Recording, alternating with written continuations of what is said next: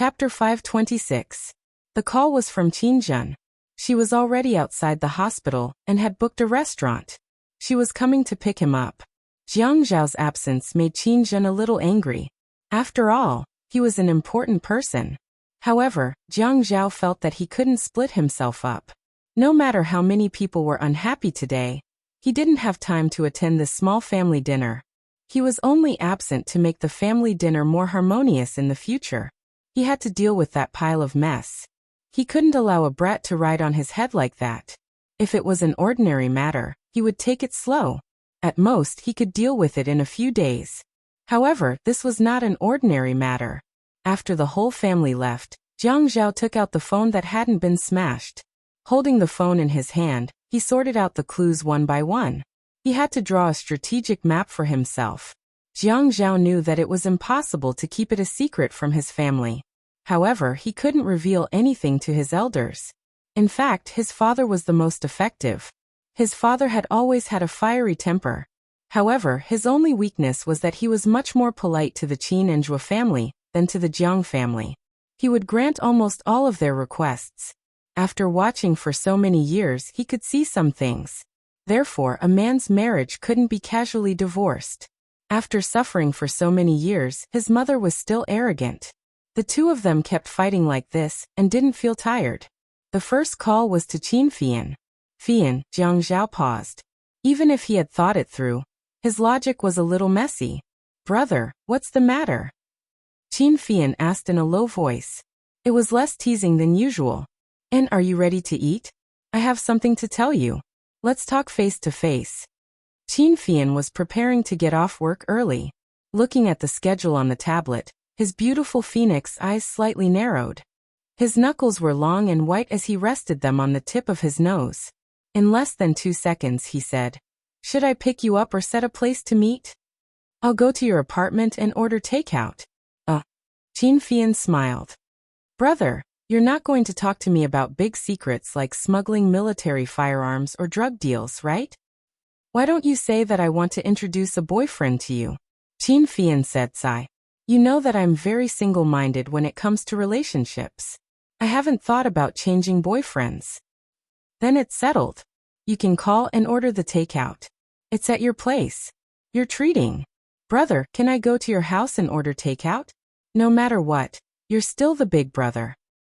Jiang Zhao said as if he didn't want to be taken advantage of. I have a family, so it's not convenient for me to go to my house. Since you're married, I'll treat you to takeout.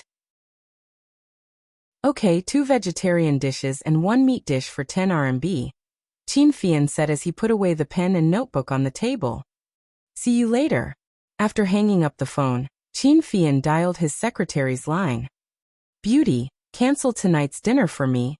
Or you can arrange for the vice president to entertain other guests. Handsome man, I got it. I wish you a beautiful night. The secretary, who was called Beauty, replied.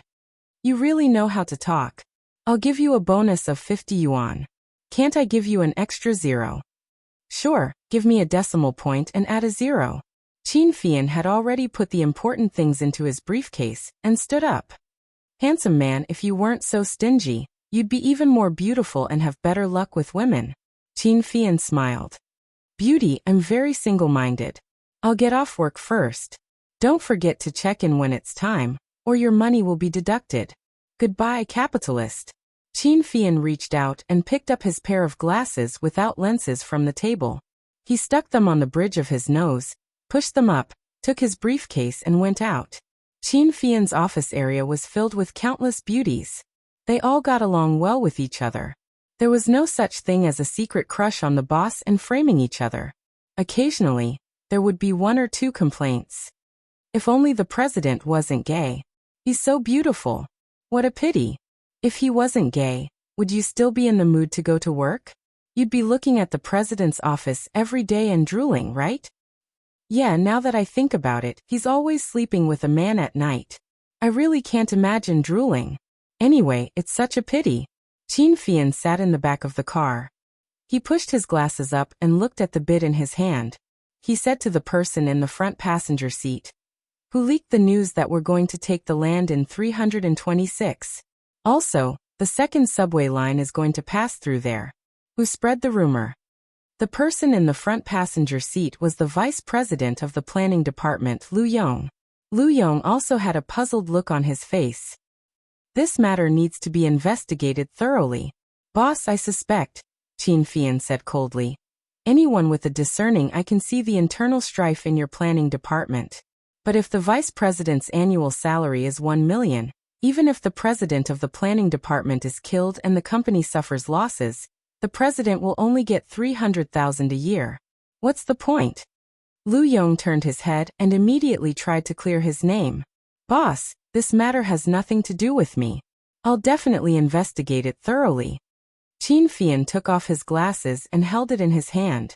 His refined appearance was gone, and only a sharp and dangerous gaze was left.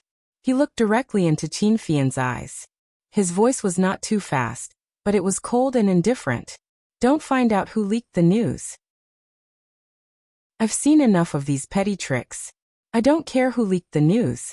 326 must be bought at the original price, and the price can't be more than 4%. Otherwise, whether it's the president or the vice president of the planning department, they'll have to pack up and leave. Lu Yong's back was covered in sweat. Boss, I understand. Okay. Qin Fian put his glasses back on, as if he hadn't said anything. The driver stopped the car at Highway Restaurant, and Lu Yong got out. The car started again, and the direction was Qin Fian's apartment, Yuan. Just as they arrived at the garage, Jiang Zhao's car also arrived at Qin Fian's garage. Qin Fian saw Jiang Zhao get out of the car, and then looked at the wound on his face. He was a little annoyed, and his brows wrinkled a little. He walked over and didn't ask about the injury. Brother, I've already called for takeout. It should be delivered in about 20 minutes. Let's go. Qin Fian's apartment couldn't be compared to Jiang Zhao's new house. It was similar to an apartment in the north of the city, with 3 bedrooms and 2 living rooms. The modern design made use of a variety of fashionable decorations and bright colors. The balcony was spacious, and it was directly integrated into the living room. There was a treadmill, sandbags, mechanical dumbbells, and many other fitness equipment. Jiang Zhao glanced at it and walked directly to the dining room. He opened the refrigerator and took out a bottle of mineral water from a pile of beer, fruit wine, and other drinks. He unscrewed the cap and drank in big mouthfuls. Brother, if you need something from me, just tell me. I'll do my best. Qin Fian also took out a bottle of water from the refrigerator and unscrewed it. He felt that brothers were like this. Sometimes there was no need to say too much. You would know if something was wrong with him just by looking at his eyes or some actions. Jiang Zhao took the bottle of mineral water, walked to the sofa in the living room, and sat down. Okay, I won't beat around the bush with you. I've run into some trouble now, and I need you to help me and ask my dad to help me. Qin Fian also walked over and sat on the sofa across from the tea machine. Oh, is it convenient for you to tell me? Do you have any ideas on how to handle it? Jiang Zhao licked his lips. You know that your sister-in-law used to be Min Zikai's fiancée. There are very few people in Haiqing who don't know. Okay, I know. Before we got married, she worked as a waitress at Peerless Beauty. At the time, Min Zikai went to pester her, and Chen Tong, who was monitoring Min Zikai, took some ambiguous photos. Min Zikai also has those photos now. He wants to release them, and once these photos are released, Jiang Zhao didn't mention that the photos were of a deep kiss. His original intention was to draw the line between Yi Er and Min Zikai, so he pushed all the blame to Min Zikai. He didn't finish his sentence and just looked at Qin Fian. Qin Fian took off his glasses. His face, which was prettier than a girl's, now had a serious aura, which was particularly eye-catching. He looked at Jiang Zhao's hesitant expression and said, Once these photos are released, there's no need to talk about her future. Sister-in-law will be embarrassed in the future, and she probably won't be able to survive in the family anymore. Divorce should be the end, right? Jiang Zhao nodded, then shook his head. I won't follow in my parents' footsteps. Your sister-in-law doesn't even know about this yet. Brother, since uncle has to step in for this matter, then I have a way. But we can't just let Min Zikai off like this, can we? Qin Fian could tell from Jiang Zhao's brief words that he didn't want a divorce at all. Perhaps he cared more about this marriage than his future. If that was the case, Min Zikai, that bastard, was ruining Jiang Zhao's happiness. Jiang Zhao's face was resolute and handsome. At this moment his teeth were clenched, and those lines were even harder. His dark eyebrows relaxed, as if he was about to heave a sigh of relief. I know. I'll take care of the family, Min.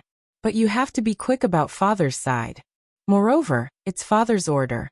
If I go and greet him, I'll owe him a favor. It's a completely different concept. You have to cancel today's news first. I'll give uncle a call first. If necessary, I'll go and look for him immediately. Brother, I think we should let Zhuahao deal with this matter. Min Zikai, that bastard, is too full of himself. How much does he think his family Min is worth? How dare he provoke our family? Qin Fian knew that whether it was the Qin family, the Zhua family, or the Jiang family, the family rules always revolved around the principle of not doing things openly. This didn't mean that they had to swallow their anger. It was just that they weren't afraid of causing trouble. In the end, it was just a way to show the demeanor of a big family. It was just a way to put on a high profile. Yes. From tomorrow onwards, the family Min won't be able to live a peaceful life anymore. Jiang Zhao knew that he could negotiate with Chen Tong. Whether it was coercion or temptation, it was necessary to negotiate with him. However, he could also negotiate with Min Zikai, but he couldn't take it lying down. As for Shi Unwu, because of their friendship from the previous generation, he had already suffered internal injuries from holding back. If Min Zikai, who was not related to him, still asked him to hold back, he really wanted to kill him. The takeout was delivered. Although it wasn't fast food, it really was 2 vegetables, 1 meat, and 1 soup. Jiang Zhao and Qin Fian only took a few bites and were done with it. Qin Fian called Jiang Liqing. His voice and expression were like that of a professionally trained artist who was still in shock. Uncle, good uncle, biological uncle. What Jiang Liqing liked most was to be called a relative by the Qin family. Hey Fian. Uncle, I'm in big trouble. You have to help me. Don't let Grandpa know. Oh. Add, Songshu 566. Chapter 527. Now the photos of me and my boyfriend have been sent to the news agency. Actually, it would be fine if we were just shopping or something, but it just had to be very intimate. Uncle, you know, it's the kind that is very, very intimate. When Qin Fian was lying exaggeratedly, he glanced at Jiang Zhao from time to time. When he did, he purposely raised his eyebrows. When Jiang Zhao gave him a thumbs up, he continued to shake his head and make up stories, almost crying. It's just that I don't know why, but the photos of us being intimate at home were taken very clearly by the paparazzi with their long cannons. Uncle, only you can help me. Although I admit that I'm gay, I don't want to show such photos to others. And if these photos are released, my grandfather will definitely be so angry that his heart will stop beating. The last time I admitted that I'm gay, he was hospitalized for half a month and had to be put on oxygen for a week. You know that. As Jiang Zhao listened to Qin Fian's story, he collapsed on the sofa and grabbed a pillow to cushion his head. Looking at Qin Fian's vivid description of the so-called erotic photos, he laughed until tears almost came out of his eyes. Jiang Liqing found it hard to understand at first that Qin Fian was gay, but after all these years, everyone had gotten used to it. It was fine if everyone in Haiqing knew about it, but at least there were no messy rumors. He thought that if this was his own son, he would really beat him to death. Pooh. His son wasn't gay. But he also treated Fei Yan as half a son. There were some things that the family could not force, so he didn't care about it and let it be. But in private he still put in some effort. Whether Fei Yan was gay or not, he felt that this was a family matter. Moreover, Fei Yan was now begging him in such a soft voice. The old man was indeed angry. Not to mention the extent of those photos. Just listening to them made his scalp tingle. If they were really published in the newspapers, the moment the old man saw them, he would probably really kick the bucket. Don't worry, Uncle will immediately send someone to inform them. Jiang Liqing felt that this method was very fast. Even if it was a printed article, it still had to be removed. Qin Fian's phone was on speakerphone. Jiang Zhao heard it, and immediately raised his hand to chop. After denying it, He drew a line in the air and made a hand chop at the end, indicating that Fian was going to cut off his escape route. Qin Fian immediately understood. Uncle, why don't you give them a message? Roughly say, don't meddle in the affairs of our Qin and Jiang families. No one should meddle in anything. I feel that this way. It also shows that you don't know that they have my photos.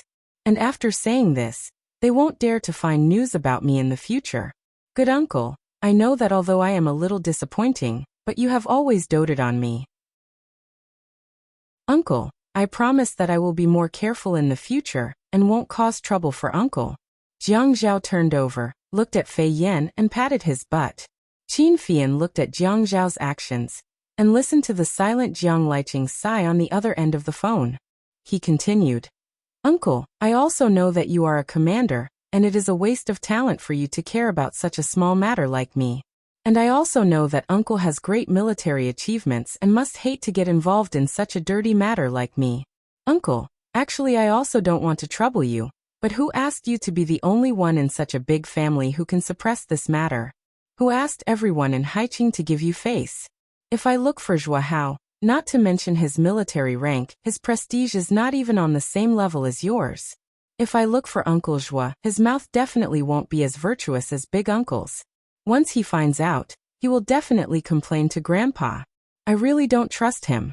Uncle, if you don't help me, I will definitely be dead. My boyfriend is making a fuss about suicide. Big uncle, biological uncle, please be merciful and save his life. Jiang Liqing felt very guilty when he heard this. What did he mean by saying that he found Fei Yan dirty? This child felt that way? Although the whole family couldn't completely accept that he was gay, they would never use the word dirty to describe him.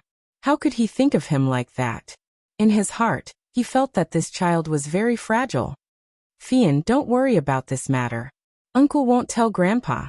Don't think too much. I will go and greet him right away. Don't think too much. Uncle has never looked down on you. Jiang Zhao and Qin Fian could be considered to have worked together to scheme against Jiang Liqing. After hanging up, they high-fived to celebrate. Jiang Liqing had only hung up on Fei Yan for 2 minutes when he personally used the military base's landline to make a call. After the call went through, Jiang Liqing straightened his back. His voice and posture were also high and mighty. After exchanging a few pleasantries, he started the main topic. Old Zhou, I didn't offend you, right? Old Zhou was puzzled and nervous. What are you saying, Chief? If you ask me, we can be considered acquaintances. You are in charge of cultural news and publicity. You clearly know that there are some things that are disadvantageous to our family. Can't you suppress them on account of our old acquaintance? Isn't the advertising fees in the newspapers better than a glass of wine from an old friend? Chief, what you are saying is really. Old Zhou was already sweating a little. He hurriedly waved to his assistant, Little Li, who had just entered the office. He took a pen and wrote on a piece of paper. What news about the Jiang and Qin families? Really what? Can't you be more open-minded about young people's matters? Can't you give us a way out?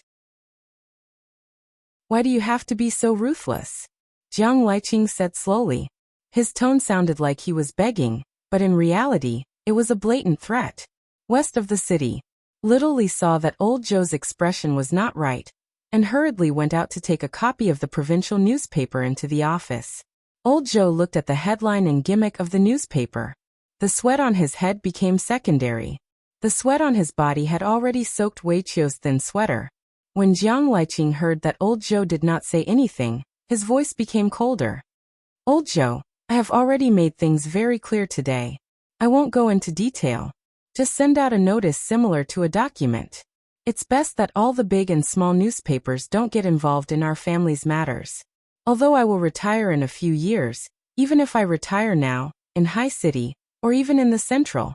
Jiang Liqing's words stopped here. The copy in old Zhou's hand had already been squeezed into a ball.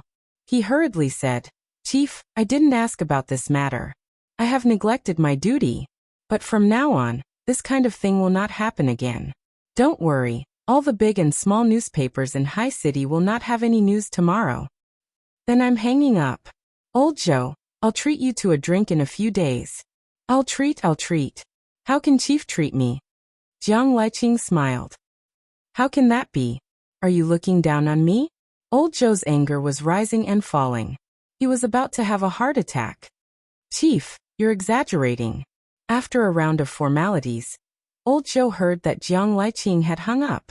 He immediately threw the phone in his hand and smashed the copy on the ground. Go. Connect me to the chief editors of these newspapers. When the call was connected, he started scolding. Do you guys dare to publish any kind of news? How much did you guys receive? Are you planning to quit the media industry?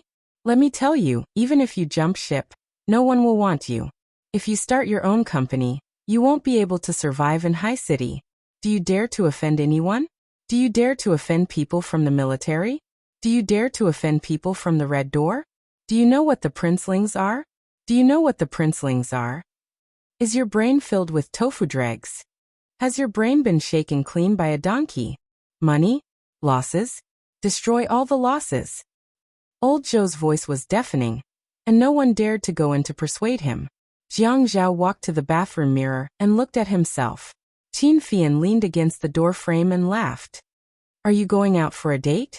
No. I am going to the office. Jiang Zhao frowned as he looked at the bruise on the corner of his mouth. He really didn't want to go out with this disfigured face. Although it wasn't a big bruise, anyone with a discerning eye could tell that he was injured. When Qin Fian heard what Jiang Zhao said, he knew that Jiang Zhao was going to his own company. Working for a deputy mayor in the middle of the night was really tiring. Working for a deputy mayor was really tiring. Oh, so late at night. Are you going to launder money again? Yes. I am washing pens. Brother, can you share some with me? Qin Fian walked into the bathroom and sat on the sink. Change route number 2. Reselect the route. Jiang Zhao flipped through Qin Fian's products on the sink and found a facial cleanser. He opened the lid and squeezed a bottle of facial cleanser into his palm. He turned on the water and started to make bubbles. Brother, are you serious? Qin Fian suddenly wanted to laugh out loud. Jiang Zhao only wanted to wash his face. He wanted to feel refreshed. After washing his face, he took a few pieces of clean tissue to wipe the water off his face. He took out a bottle of water, opened the lid, and poured some water into his palm. He rubbed the water with his palms and patted the water on his face. He looked at Qin Fian in the mirror and said, the previous route was rejected. The Geological Research Institute had sent a report over. There is a lot of underground water there, and the ground is too soft. It is impossible to build a subway there. If there is a cave-in or a collapse, there will be a big accident. We will have a meeting next Monday. However, there is no need to vote on this matter. No one dares to agree and sign the papers.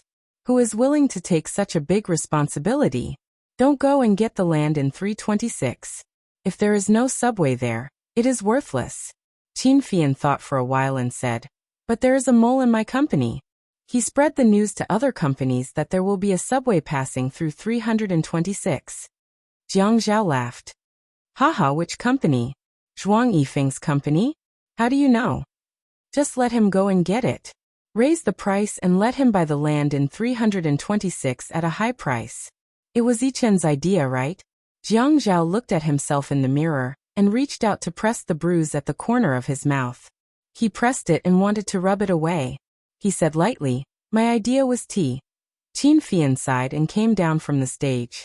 He stood beside Jiang Zhao and said with a melancholy expression, brother, your relationship with Yichen is better than with me, but we are biological brothers. Jiang Zhao turned his face and sighed softly as well. He thought about how to tell his brother this. This question really stumped him. After a while, he reached out and patted Qin Fian on the shoulder. Fian, it is because you and I are biological brothers that there are many things that I would rather ask others to do than ask you to do it. I can make use of others, but I can't make use of you. Yichen and I have been friends for so many years. We can be considered brothers. But between him and me, whether he makes use of me or I make use of him, we both have a clear conscience. But Fian, if you want me to make use of you with a clear conscience, to make use of anyone who is related to me by blood, I can't do it. Welfare Xinwu 799.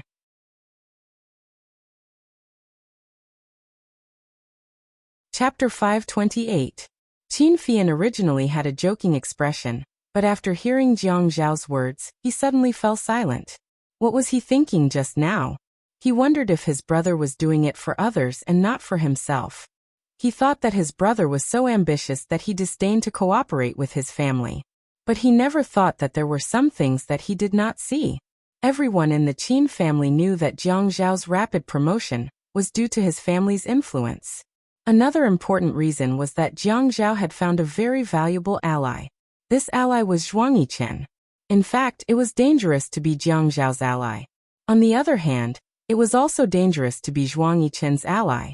The two of them restrained each other, advancing and retreating together.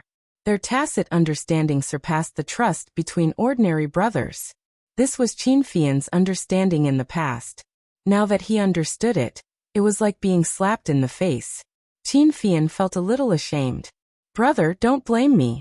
I was just a little jealous at first." "Ha, let me tell you. My heart is filled with only your sister-in-law. Even if you are jealous, I won't be touched. I've already said that I'm not interested in sex." "Ha." Jiang Zhao tidied up his appearance and left Fian's residence. He got into his car and turned on the car phone. The ringtone echoed in the car. It was an old song by Kai Qin. Jiang Zhao smiled. It was really old-fashioned. It had not been changed for so many years. The phone was picked up. The woman's voice was not very pleasant, but there was a hint of sophistication in it. "Boss, the preparations are almost done. We're waiting for you to come over for the meeting. I'll probably arrive at the company in about 20 minutes. You can also sort out the information of the Min Group's business for the past few years and give it to me. I've already asked Yang Fan to sort it out in the afternoon. Quickly come up with the overall report." "Okay." After hanging up the phone, Jiang Zhao called Yi Er. "How was the meal?" "It's pretty good. They said that we're going to watch a movie later. Mom has already booked the whole place." "Yes, Mom is a young girl. She likes to hug a bucket of popcorn when she watches movies. Buy her a big bucket of popcorn and a can of cola. The popcorn must be orange and creamy." "Understood." Listening to Yi Er's cheerful voice, Jiang Zhao felt very satisfied. A man should live such a life. No matter how busy or tired he was. It was good to be able to hear his wife and child's laughter. Yes, he still lacked a child. But she was still young and had said that she wanted to go to school. He was afraid that this plan would have to be postponed. Jiang Zhao's car arrived at the Qinzhen building, an office building named after Qinzhen. Nominally, they were all Qinzhen's businesses, and all the companies in them were legal persons of Qinzhen. They were involved in many industries. Jiang Zhao's company was just downstairs of Golden Investment. When Jiang Zhao was born, he lacked metal in his 5 elements and was born prematurely. Jiang Liqing was afraid that the child would not be easy to take care of, so when he named him, he added the word golden and a sharp knife beside it. He hoped that in the future, his character would not be weak because of being born prematurely. When Qinzhen gave birth to her second son, she also lacked metal in her 5 elements. Her second son's name also had the word golden beside it. The golden word investment was also a form of consolation for the fate of his 2 sons. The double Z logo was Jiang Zhao's company logo. Every time Jiang Zhao saw this logo, he could not help but want to laugh. Some people said that the father was the daughter's virginity in her previous life. In fact, the mother was also the son's virginity in his previous life. His mother said that one Z was Zhao, and the other Z was Zhen, so he had to use this. This was called the mother and son working together. Their sharpness could cut through metal. What was all this about? Therefore, it was not fake to say that she was a young girl. It was already 8:30 at night. It did not seem too late, but from the afternoon until now, Jiang Zhao felt that every minute was like a year. The legal person of the company was Qinzhen, but if Qinzhen came to the meeting materials were all prepared by Jiang Zhao. Qinzhen said that she would not interfere with her son's business. If she could help, she would do her best. The only thing she could help Jiang Zhao was to open this company in her name. Jiang Zhao could not do business without scruples like other bosses. He rarely came to the meeting. There were only 3 people who came to the meeting: him, Gu Qin, and Yang Fan. The meeting of the 3 of them was in Qinzhen's office. Today Jiang Zhao was sitting in Qin Zhen's seat.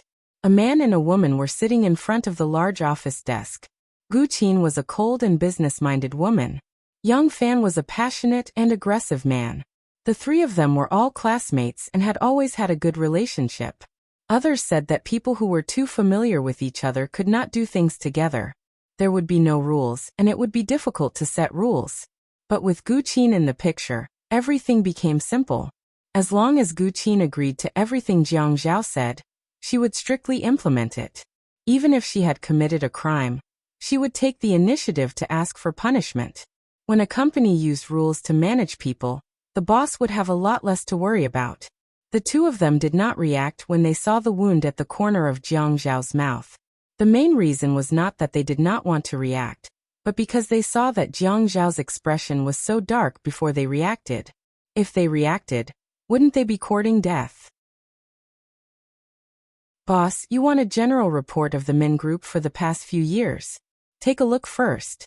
If you want to see the details, I'll give you a copy. Gu Qin handed the information in front of her to Jiang Zhao. She wore glasses. She worked too hard when she was studying, so she was nearsighted. Later on, she could not take them off. Jiang Zhao looked at the rows of numbers and slowly watched the changes in the numbers. It looks quite clean. Yes, Family Min's business is relatively stable. They are not involved in the high-tech industry. So from the accounts, there isn't much of a problem. They are not involved in the high-tech industry. It's better to say that they are behind the times. Yang Fan actually had a hunch when he received Jiang Zhao's call this afternoon. Family Min did not have any competition with their company. However, other companies could not compete even if they wanted to. At most, they could get some scraps. Most of the projects they took were government projects, so they were rich and had a lot of money. Jiang Zhao's wife was Min Zikai's ex-fiancée. Without thinking, he could roughly guess. Gu Qin was the person who did not like to beat around the bush in this kind of meeting. It was rare to have a meeting, so she should say the important things. Boss, our company is doing 7 or 8 things now, but none of them are related to trade. If we really want to compete with Family Min, I'm afraid we will have to start a new business. Jiang Zhao looked at the report and answered Gu Qin. No need. Remember I asked you to register a construction material company last time to make it easier to transfer the accounts. Tomorrow you can ask someone to talk to Family Min about how to ship the tiles to Canada. The unit price of the tiles must be high, and the insurance price must also be high. The quantity must be large. You can calculate if something happens to this batch of goods. How much will he have to pay? Boss, is that all? Yang Fan frowned. This was not like Jiang Zhao's style. Pay some money? If there was really a conflict, just pay some money and it would be over? I have a lot of things to do recently, so I don't have time to come over. Jiang Zhao thought for a while. So next, if you are free, find someone who is hard to track and register a shell company. Then talk to Family Min about the goods. You should know how to make it look real. Family Min wants to earn money even if they lose money. Hang Min Zikai and let him smuggle. Smuggle. Smuggle? Yang Fan and Gu Qin asked at the same time. Boss, you are the deputy mayor, and you want to frame Min Zikai after extorting money? What did Min Zikai do? Did he really get into trouble because he snatched Feng Yu's wife? Yes. Jiang Zhao replied calmly. Smuggle. Jiang Zhao repeated and did not forget to add another sentence. It's just like how you all smuggled goods in the past. But you must increase his share of goods. Don't let him get caught so easily like you all. Yang Fan and Gu Qin looked at each other, and the corners of their mouths twitched. They then looked at Jiang Zhao and cursed in their hearts. Boss, are you going to hold on to our weakness and never let go? Also, we were not caught so easily in the past. If not, why would we sell ourselves to you as slaves? Also, we are willing to do so. Looking at their expressions, Jiang Zhao's lips curled into a smile, as if his scheme had succeeded. Smuggle? He felt that it was a light punishment. For the time being he would think of this. Perhaps when he woke up, he would discover that there was a better way. In that case he would still have to try. Those who dared to threaten him, and more importantly, those who dared to covet his wife, deserved a punishment that he would never forget. Jiang Zhao, Yang Fan and Gu Qin had a meeting until 1 o'clock in the morning. Jiang Zhao was quite satisfied with the data of the quarterly report.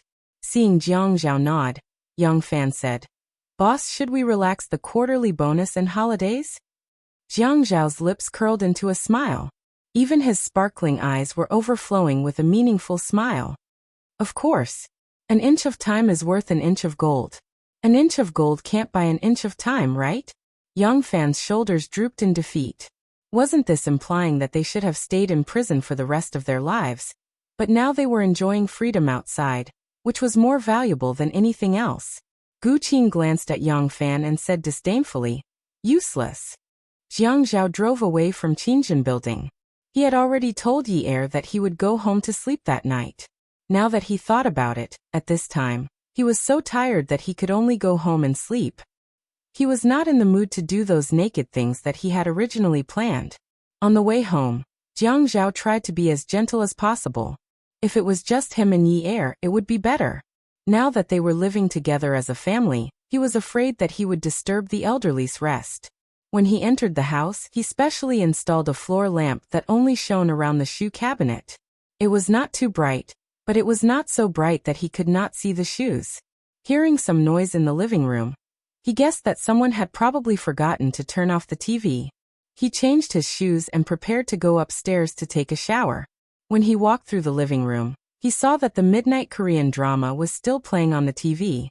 The volume was very low, and the person watching the TV had fallen asleep with her back facing the TV. She was covered with a thin blanket, and some of her long curly hair fell over the sofa. At this time, he could not tell that she had dyed her hair. He walked over, squatted down, and scooped up a handful of the woman's hair. He rubbed it in his hands and sniffed it. It was very fragrant.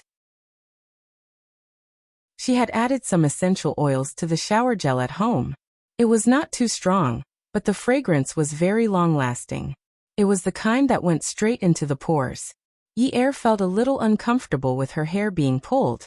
She reached out and hit Jiang Zhao's hand. Annoying. Jiang Zhao smiled. Be good. Go upstairs and sleep. Stop fooling around. Yi Er slapped her again. Awesome novel, Songshu 566.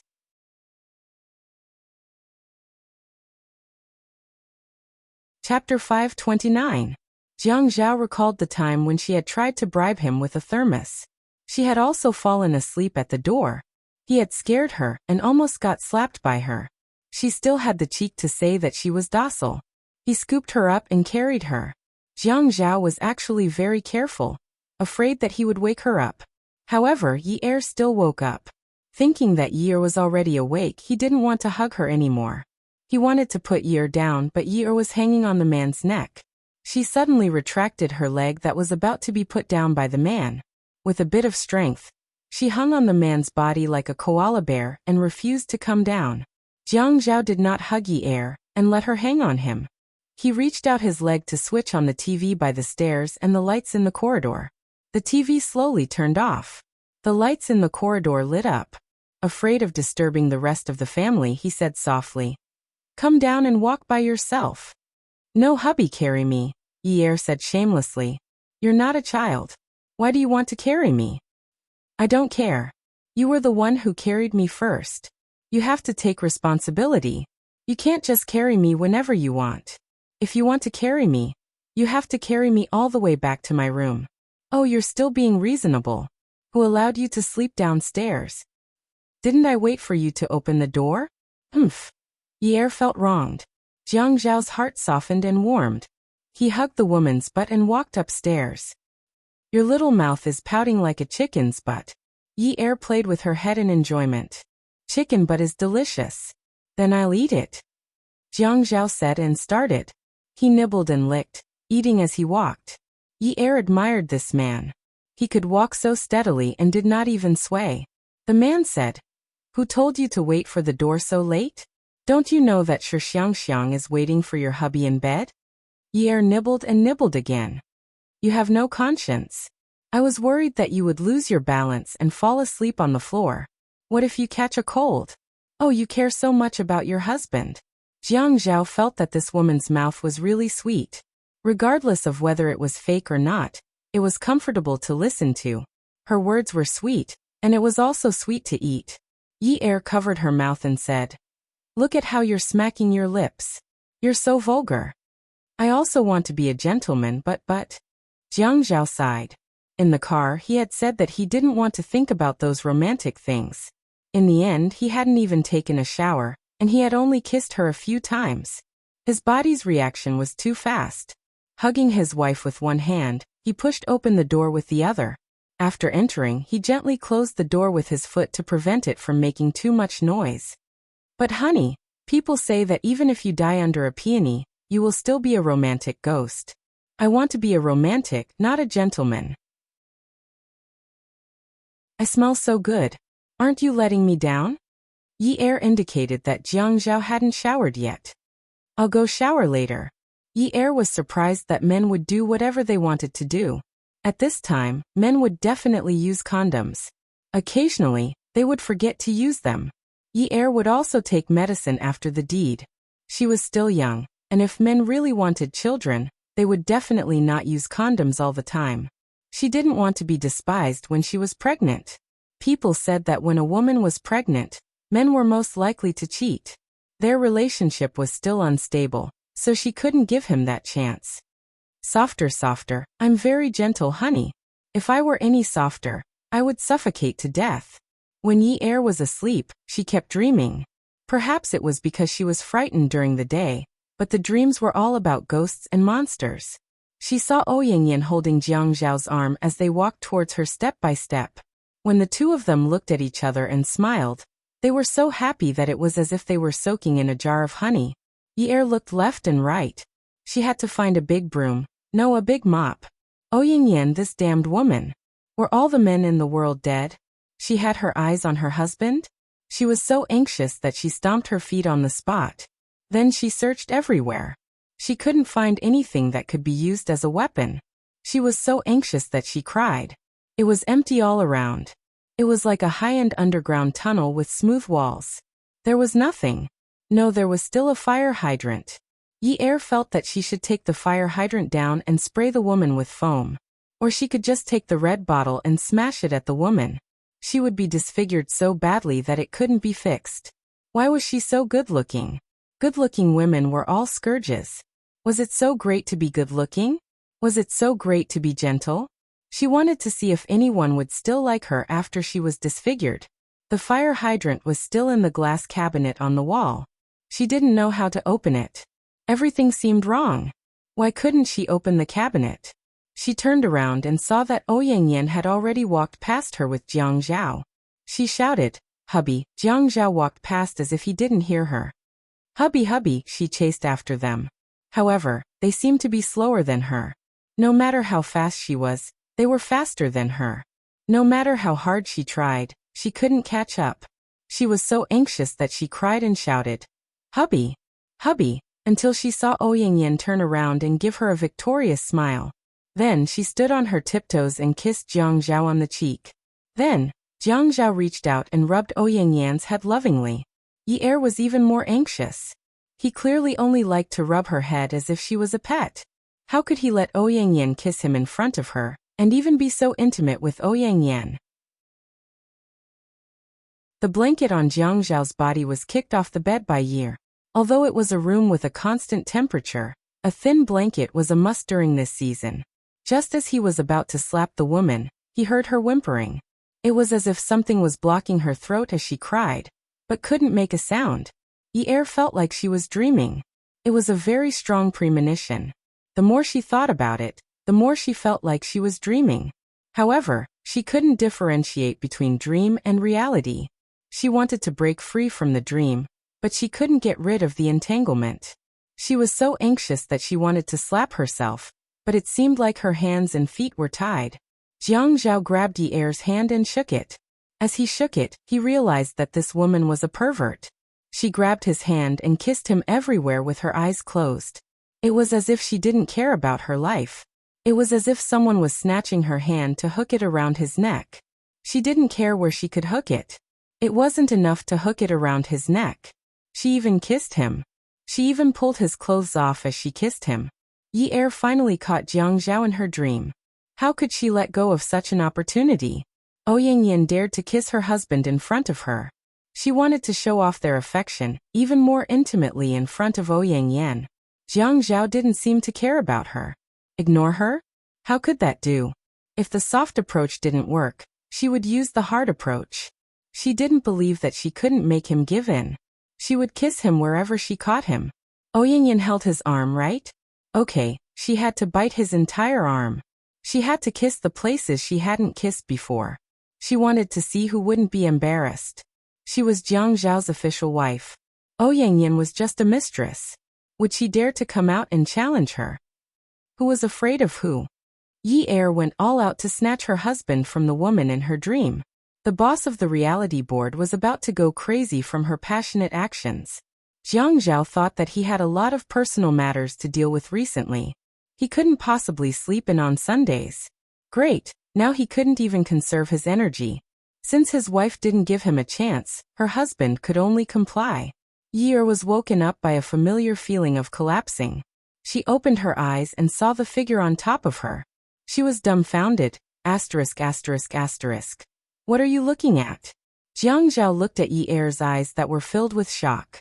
He was a little embarrassed. But he had already done it. What else did she want? So he glared at her and said, "You forced me." Yi Er quickly shook her head. She was sleepwalking. Suddenly she screamed, "Ah, hubby, I'm sorry. I didn't mean to." The next day, Yi Er and Jiang Zhao had a battle in their room. This battle made Jiang Zhao come to a decision. It was hard to guard against thieves day and night. In the future, when he went to sleep, he had to lock his room from the inside. Sijie entered Jiang Zhao in Yi Er's room. Jiang Zhao and Yi Er were too tired from working in bed last night. They didn't sleep well. They hugged each other tightly and didn't feel uncomfortable. Jiang Zhao was a sensitive person, especially when it came to such a private place like the bed. His wife was still in his arms, so he immediately felt that someone had climbed onto the bed. He propped himself up and found that Sijie had already climbed onto Yi Er's side.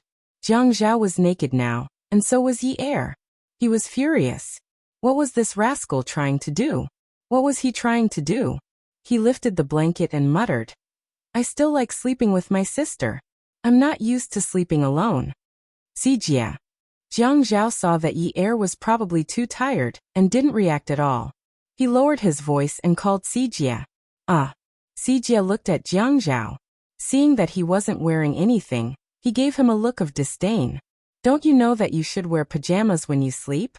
My sister said that you should wear pajamas when you sleep." Jiang Zhao immediately wrapped the blanket tightly around Yi Er. He was afraid that his wife would be exposed. He couldn't do it in front of his biological younger brother. He couldn't do it in front of his own younger brother. "Sijie, don't you know that you have to knock before entering someone's room?" "I never knock before entering my sister's room. My sister isn't an outsider." Sijie paused and smiled. Could it be that brother-in-law is an outsider? Jiang Zhao wondered if his brother-in-law was some kind of monster with a childlike face, similar to the children of Tianshan Mountain. He poked people with his speech, beating them one by one with a dull stick. Sijie, you're still young. You don't know about the matters between men and women, right?" "What do you mean I don't know?" "I know. Brother-in-law and your sister are still resting and haven't woken up yet. It's actually a matter between men and women. Do you know that?" "I don't know. Because my sister used to sleep with me." Jiang Zhao cursed in his heart. "Your sister, this is my wife. You're already so tall. You're already 10 years old. And you still want to sleep with my wife? What are you thinking? When I was 10 years old, I started to cheat my brother of the money he won from gambling. You're 10 years old, and you still want to pretend to be pure?" Ad. Hongcha 866.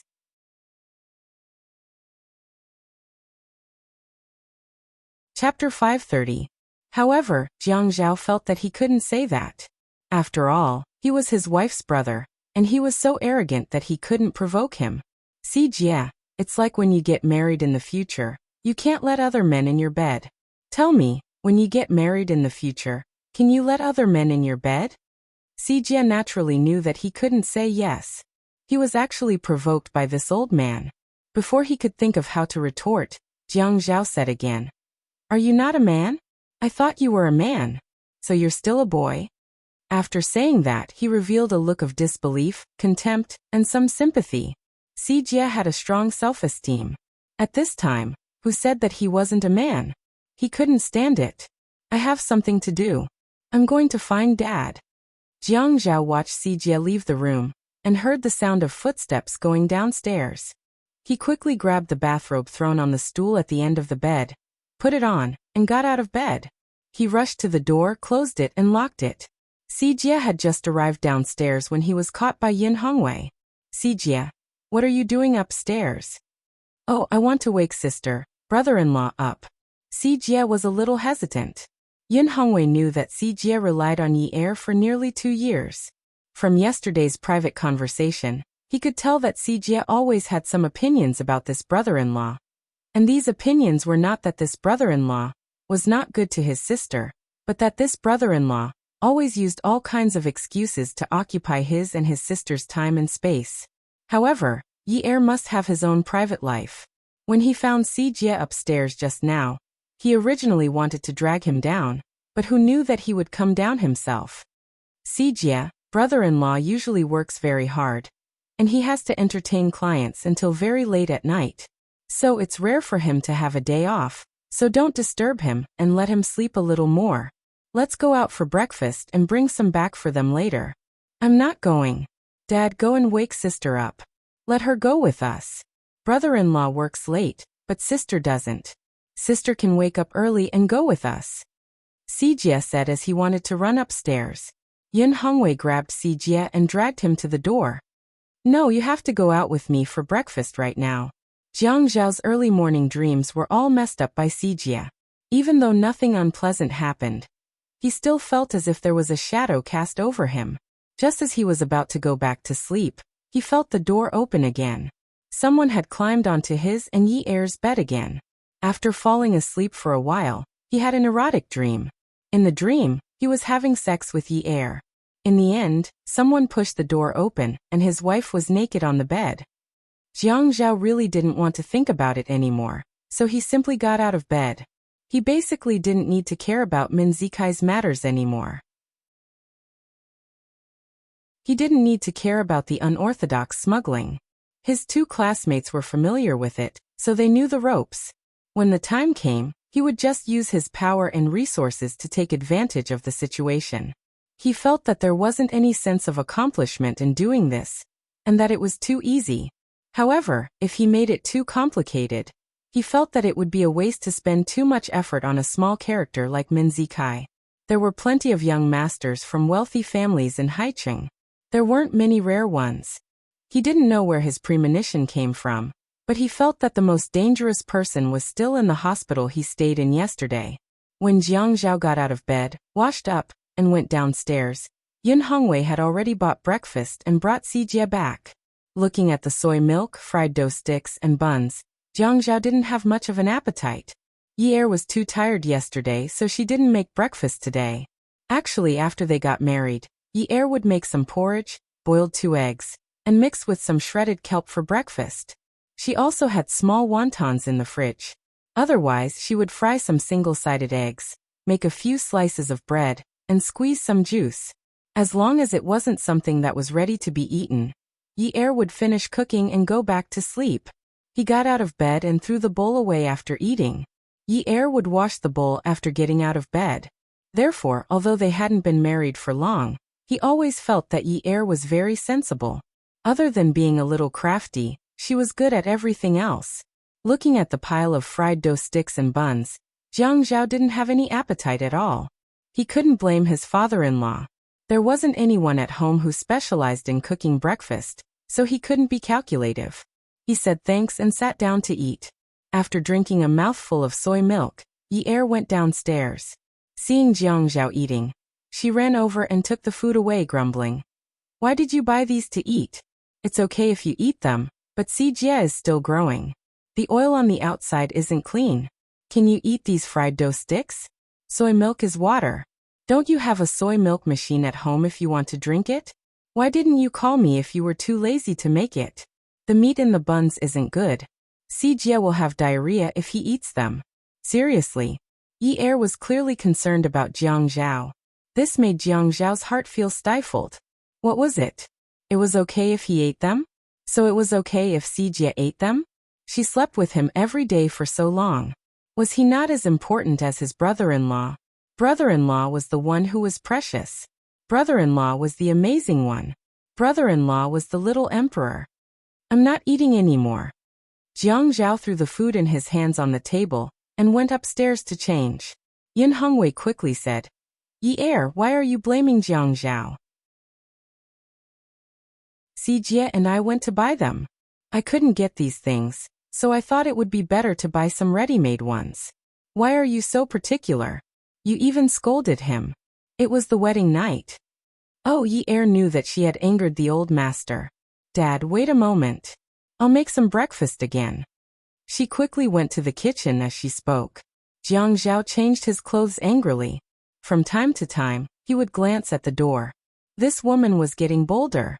She had angered him, but she didn't chase after him to ask, persuade him, or apologize. She was still in the right. After waiting for half a day, she still didn't come. She wasn't coming back for lunch. When Jiang Zhao went downstairs, Yi Er had just finished preparing breakfast. She didn't have time to make bread, so she cooked a pot of wontons and fried an egg for everyone. She placed it on the table. Jiang Zhao didn't eat breakfast. He wanted to eat the wontons when he saw them. Yi Er's wontons were always better than the ones outside. The first time he ate them, he felt that his brother-in-law was really lucky. Yi Er would always search for new things online to make so that Sijie could eat more. Everything was delicious. The shrimp stuffing had also been seasoned. The egg white had been pinched, so it was very smooth and fresh. He walked slowly, waiting for Yi Er to call him to eat together. However, when he was almost at the door, the woman still hadn't called him for breakfast.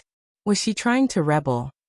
Just as he was about to turn around and question her, Yi Er ran over. What are you doing?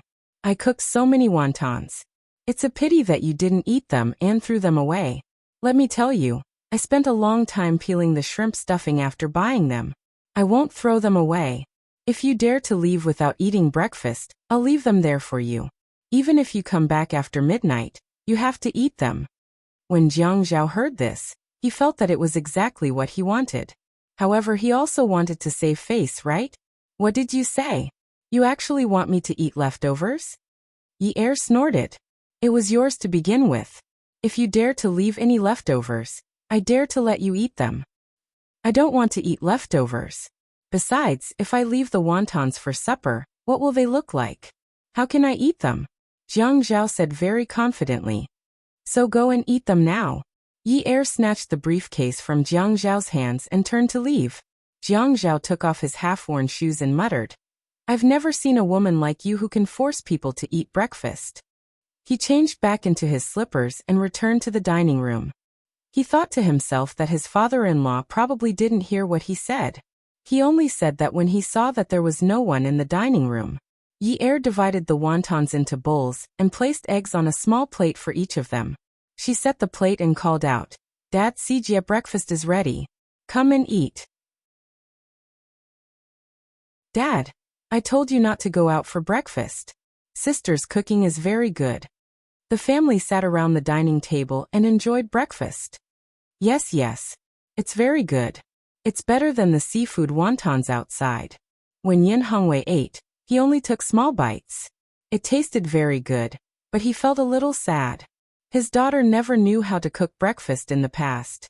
There were specialized servants in the kitchen at home. Dad's sister also knows how to cook a lot of delicious food.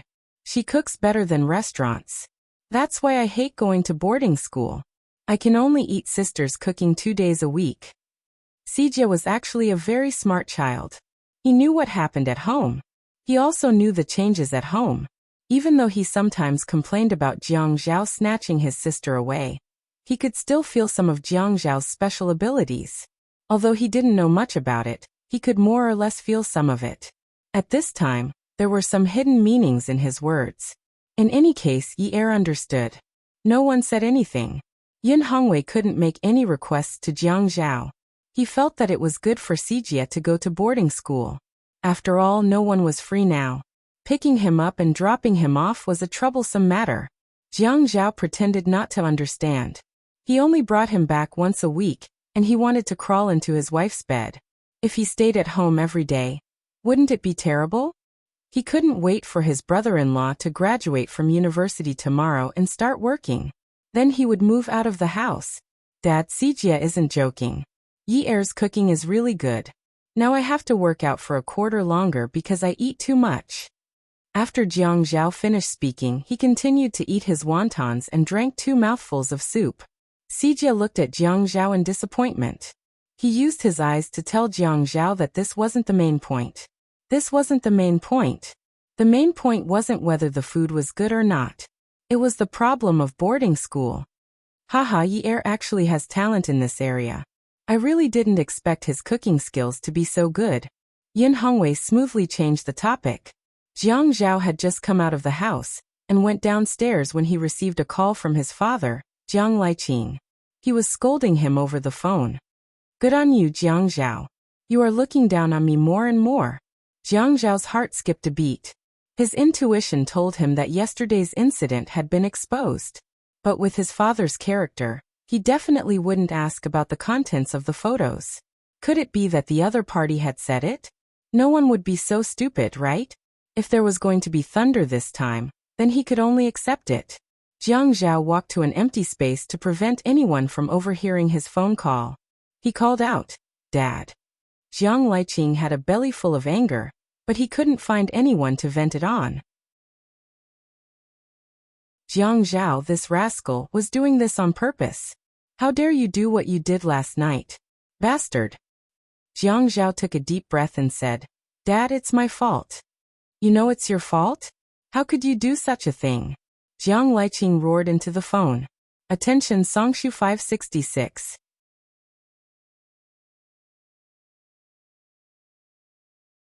Chapter 531. Dad, calm down. Jiang Zhao exhaled. He had thought that he would be exposed, but he didn't expect it to happen so quickly. Why should I calm down? You don't treat me as your dad at all. You asked your mom to have dinner with the in-laws. You should have arranged for me to have dinner with the in-laws. I'm the head of the family. Jiang Zhao's heartstrings suddenly relaxed. Oh my God. He was so scared that he was about to have a heart attack. His father's thoughts should have been easy to guess, but he was confused at this time. It was too exciting. He thought that he had been exposed. Dad, this is my fault. You know Mom's temper. I was willing to arrange it for you, but Dad, I really couldn't persuade Mom. Jiang Liqing snorted. Sophistry. Jiang Zhao knew very well that no one in the family had taken the initiative to have dinner with his father-in-law. His father only said this because his mother had gone to the dinner yesterday. His mother had gone on behalf of the groom's parents. He wanted to go with his mother, but he didn't say it directly. Instead, he scolded him. He really didn't have the attitude of a beggar. However, Jiang Zhao didn't dare to provoke Jiang Liqing at this time. Seeing that his father had helped him a lot last night, he didn't care about a certain person's bad temper. Dad, I actually wanted to arrange a dinner party tonight. It just so happens that Sijia is on holiday, and my father-in-law is at home. Yi Er is also free, and I'm also resting. Let's have a family gathering. Jiang Liqing hesitated. Jiang Zhao said, Tonight, I'll purposely tell Mom that I'll be a few minutes late. You arrive first and choose a seat first. How about that? Jiang Liqing seemed to have gained a huge advantage. Okay, let me know when you've decided on a place. Okay. Jiang Zhao hung up the phone and said to himself, Brother Liqing is so pretentious. He clearly wants to hear if Sister Zhen is going. Jiang Zhao had just booked a table at the restaurant when Qin Fian called to urge him. Brother, do you want to know how awe-inspiring Uncle was last night? I have some gossip. Rumors are definitely not as exciting as the real Brother Liqing. With that look of his, I don't even need to say anything to know how he scares people. Jiang Zhao had already walked to his car. He took the keys and unlocked the car. By the way, let's have dinner together tonight. If you leave the Qin family's house, you can pick Grandpa up. If you don't, I'll pick you up. Grandpa has a driver. It's different. Today is a family banquet. Qin Fian smiled helplessly. I understand. As a junior, I should act like one, right? What Grandpa cared about the most was vanity. He wanted all the wealthy families in Haicheng to see how filial his children and grandchildren were. Even when they knew that he had a chauffeur, they still went to pick him up personally, right? Haha. Jiang Zhao got into the car and started it. Don't talk nonsense, or I'll tell on you. Jiang Zhao had an appointment with Zhuang Yichen. Chen Tong's photos were in Zhuang Yichen's hands, so he basically couldn't touch them. In addition, Zhuang Yichen had Jiang Zhao behind him, whom Chen Tong didn't know about. How could he win? Zhuang Yichen's mood wasn't quite right today. Jiang Zhao noticed that he was always in a daze. In his mind, Zhuang Yichen would never be like this. Yichen, what's the matter? Zhuang Yichen lit a cigarette and took a puff. Nothing. After a few puffs, he finished the cigarette and put it in the ashtray. Brother Zhao, regarding Chen Tong's matter, you don't have to worry about me not making progress. I said that I'll help you clear these obstacles, so I'll help you clear them. When the time comes, just don't forget about my benefits. Of course. Jiang Zhao also felt that he had been a little anxious these past 2 days. All right then. I'll be busy during this period of time, so I won't look for you.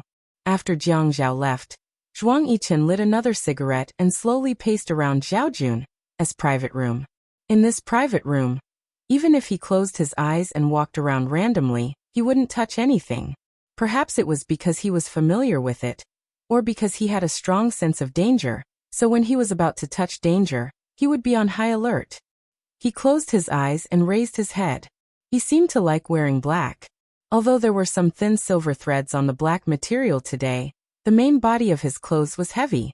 At this moment, his calm face looked more like the Black Sea, as if there were terrifying waves about to roll up under it. After a while, someone knocked on the door of the private room. Come in, he shouted. A man with a scar on his nose walked in and greeted respectfully, Boss. Zhuang Yichen looked at the man with the scar on his nose. He was about to speak, but he stopped. He still needed to think about this problem. The man with the scar on his nose looked at Zhuang Yichen and didn't dare to ask more. He just stood there and waited until Zhuang Yichen walked in front of him. He began to coldly order. Go and investigate the past between the young master of the Kong family, Kong Yiyun, and Qiu Xiaoya. When they met, when they separated, and why they separated. I want to know everything clearly. The man with the scar on his nose was shocked, but he agreed readily. I'll do it right away. You can leave. After the man with the scar on his nose left the private room, Zhuang Yichen called Qiu Xiaoya. Have dinner with me tonight. I don't have time, my sister said. I'll tell you where to eat later. Remember to wear a red dress. Then he hung up the phone. She dared to be so unruly, because he gave in to her too much. He wanted to see how arrogant she could be. Zhuang Yichen was the same as Jiang Zhao. They were both male chauvinistic. When everything was going smoothly, they would pretend to be magnanimous and show their so-called respectable gentlemanly demeanor to deceive the world. However, when there were obstacles that affected their pace or mood, they would reveal the most domineering side of their nature. They would boldly and decisively flatten all obstacles, including women's tempers. The Qin family booked a super luxurious private room in Highway restaurant that night. The private room was large and luxurious, like a well-decorated European-style palace. The reception desk and the guest lounge were far away. The guests were still chatting. The waiters placed tea, fruits, and other snacks on the table, and stood at the reception desk, waiting for the guests' orders. When Yi Er met Xia Qian here, she was too surprised, so she went to the reception desk to chat with her. When Xia Qian saw Yi Er, it was as if she saw money. She intimately approached her. Yi Er, it's hard for me to work the night shift on Sundays. Your family is rich, and you're now the wife of a rich family. Order the more expensive dishes. Xia Qian was a little abnormal because of Shen Kai that day. Whenever someone ordered a dish and asked a few questions, her intuition told her that they wanted to order egg fried rice. Yi Er smiled mischievously. She whispered to Xia Qian, Qian, I came with my parents-in-law today. If I don't know my limits, they will think that I'm not a good daughter-in-law who knows how to manage the family. Will you compensate for the loss? But if you don't order the more expensive dishes, You won't be able to show your family's ability. Your parents-in-law will also be angry. Xia Qian made up a story. Oh, this problem sounds very serious. Yi Er looked at Xia Qian's work uniform and wanted to laugh. When she was at Peerless Beauty, she also hoped that the guests would order more alcohol so that the commission for the drinks would be higher. She didn't expect Xia Qian to be even more despicable. She caught someone she knew and even ordered the more expensive dishes. They said that they would only choose the right dishes and not the expensive ones. I still have to order according to everyone's preferences. Xia Qian said, expensive, expensive. Good dishes are expensive. Good dishes are right. That's why I said that the right dishes are expensive. If you choose the expensive ones, then it must be the right ones. Qian, you studied broadcasting. I can't win against you, but I can definitely win against you if I'm unreasonable. Believe it or not, if you do this again, I'll order a plate of egg fried rice for everyone. Xia Qian was stunned. Yunyi, if you do such a wicked thing, I'll break off our friendship. Yi Er took a deep breath. I beg you to break off our friendship. The private room was very big. The two of them were at the service desk in the private room, so no one else could hear them. Qin Fian slowly walked over and pushed up his glasses. Sister-in-law, have you ordered the dishes? Is it because the service staff is not good enough and the dishes are too difficult? It was impossible for Xia Qian to say that she didn't know Qin Fian. There were 4 handsome men in Haiqing: Jiang Zhao, Zhuang Yichen, Qin Fian, and Zhua Hao. Someone once did an investigation, and the result was, she wanted to marry Jiang Zhao. Not only was he good-looking, he had never been involved in any scandals. He was also very approachable. Marrying such a man was not only pleasing to the eye, but also reassuring. She wanted to look for Zhuang Yichen. He was rich and mysterious. If he smiled, he could make millions of girls in Haiqing daydream. She wanted to look for Qin Fian. He was too handsome, but unfortunately he was gay. Many people were overjoyed when they found out that Qin Fian was not gay. Zhua Hao was a bronze-skinned handsome military man. He gave people a sense of security, but people said that Zhua Hao was hard to sleep with. He was probably harder to sleep with than Qin Fian. That person was very old-fashioned. But Xia Qian was like other women. Even when she saw Qin Fian's handsome face, she only felt pity. Anyway, such a handsome man would not be her boyfriend. So she didn't need to be too polite. Yi Er said that the egg fried rice was annoying enough. Now there was another person who said that she was not polite enough. Maybe it was because there were people she knew in this house. Her good friend's husband was the mayor. What was she afraid of? At this moment, Xia Qian had forgotten some of the rules of the service industry. So, she bowed to Qin Fian. This beauty, what do you like? Let me introduce some dishes to you. Yi Er secretly took a look at Qin Fian. It's over. It's hard to pretend to be a gentleman anymore. Jiang Zhao saw that the situation was not right, and also walked over. Qin Fian's phoenix eyes were very beautiful. His eyes were obviously charming, but at this moment, they were like knives. Yi Er felt that he could not leave Xia Qian alone. Oh Fian, let me introduce you. This is a friend of mine. Her name is Xia Qian. She is a student of the media college. She works here to earn some money for her school fees. Then he turned to Xia Qian and said, Qian, this is my husband's cousin Qin Fian. He is the young master of the Qin family. Xia Qian snorted dismissively. Oh, Qin Fian did not look at Yi Er. He pushed up the glasses on his nose and looked at Xia Qian with disdain. Tiske. This kind of person can also study in the media college? Is the media college unable to recruit students? Are they pulling everyone into the media college? Oh, I am a woman, Xia Qian said seriously. A woman with a gender. Qin Fian knew that Xia Qian was mocking him for being neither a man nor a woman. He sneered. Men are made of mud and women are made of water. No matter how I look at you, I feel that you are made of cement. Are you a woman? Awesome novel Songshu 566.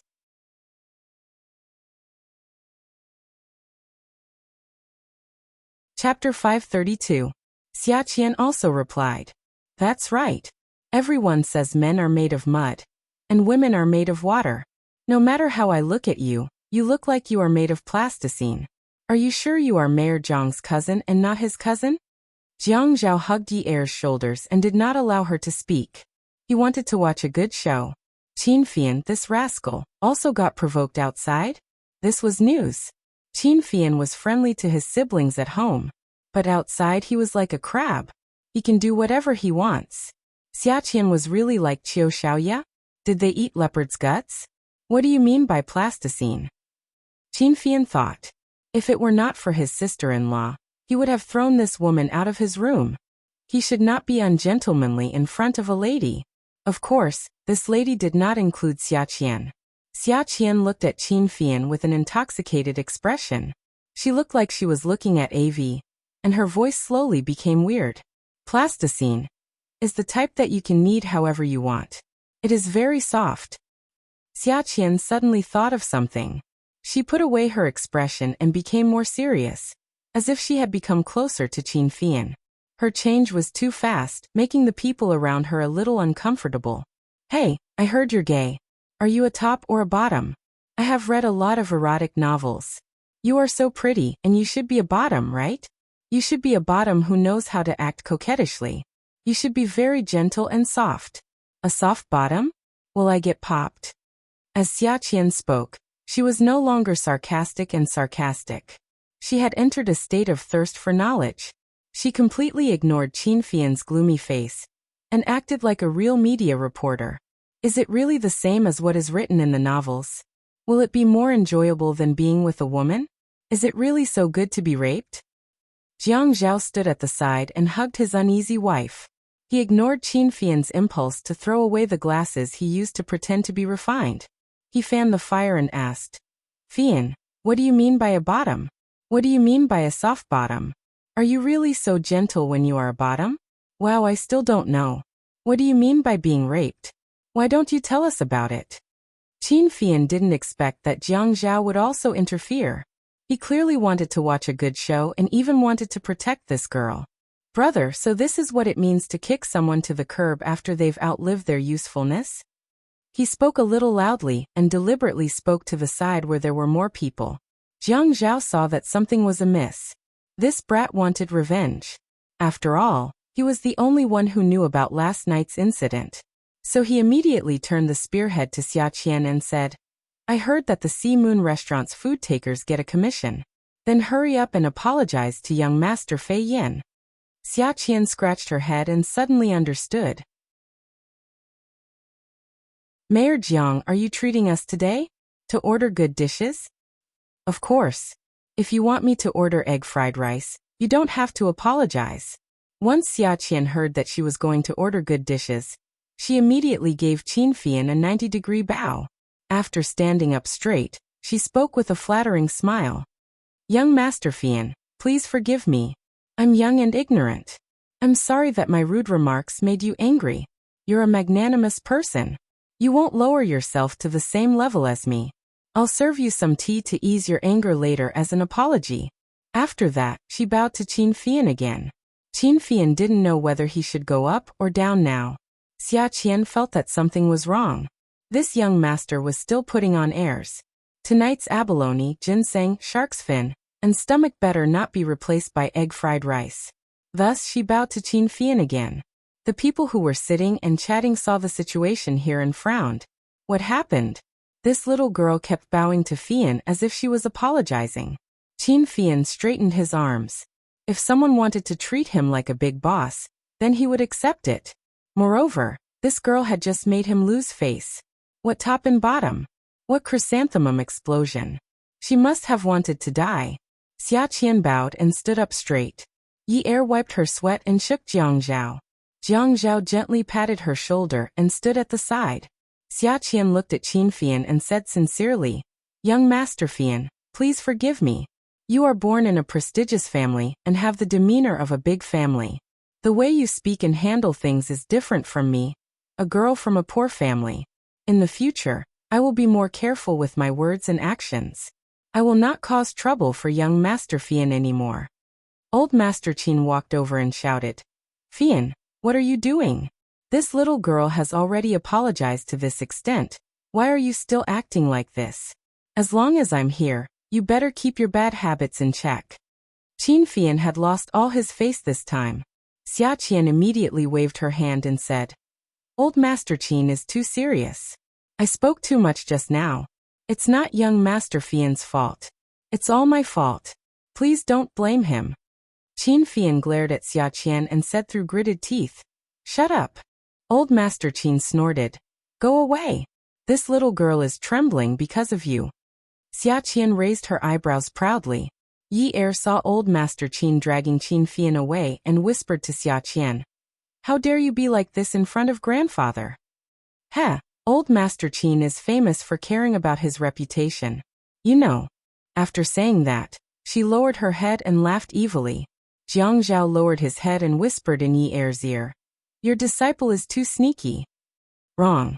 I'm her disciple who hasn't finished her apprenticeship. I'm too pure and innocent. I can't reach her level at all. Jiang Zhao kissed Yi Er on the forehead. My wife is too humble. Xia Qian saw that the two of them were lovey-dovey. She shook off the goosebumps and walked away. I can't take it anymore. I'm going to ask Old Master what he wants to eat. Yi Er often couldn't tell what kind of person Jiang Zhao was. When he was nice to her, when he was gentle, her heart couldn't help but squeeze. When he squeezed, he wouldn't let go. It didn't hurt, but it made her feel like he was holding on tightly and she was afraid to breathe. Hubby, have you fallen in love with me?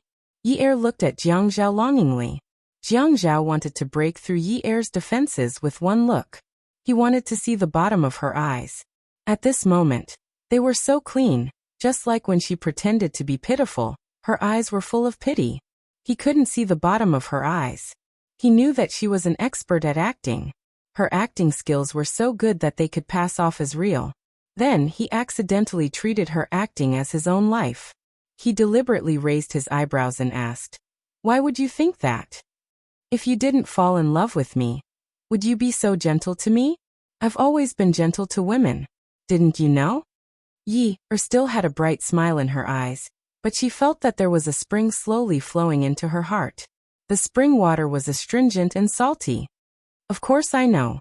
I'm a gentleman, but I want to remind you that our bet is still there.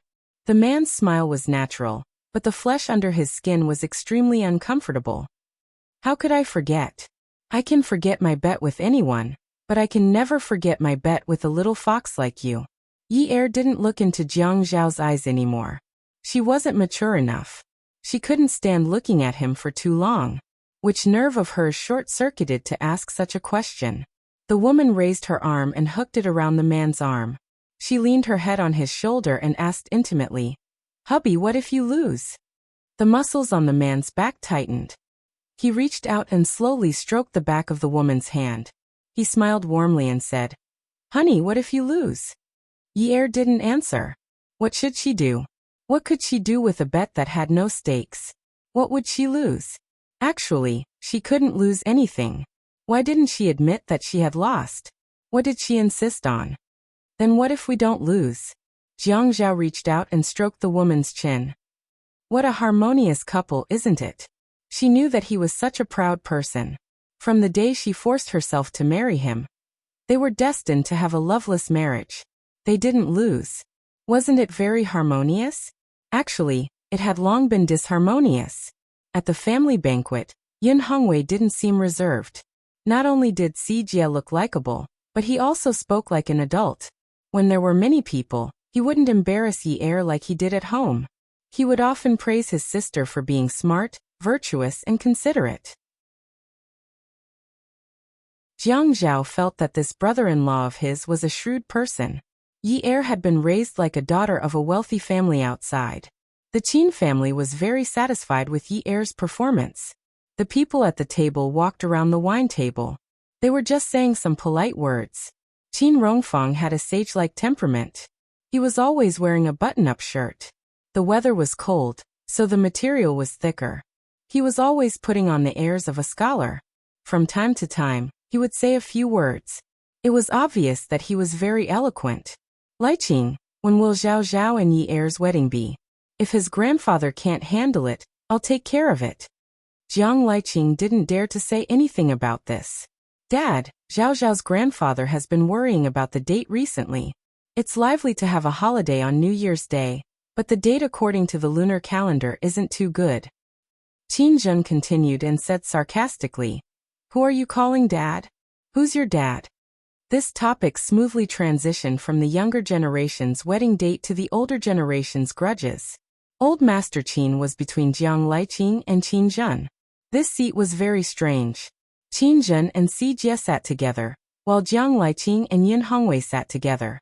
The others followed suit and sat down. With this commotion, Qin Rongfang felt that he couldn't maintain his image anymore. Jiang Liqing said, "Don't you know who else at this table can make me call Dad?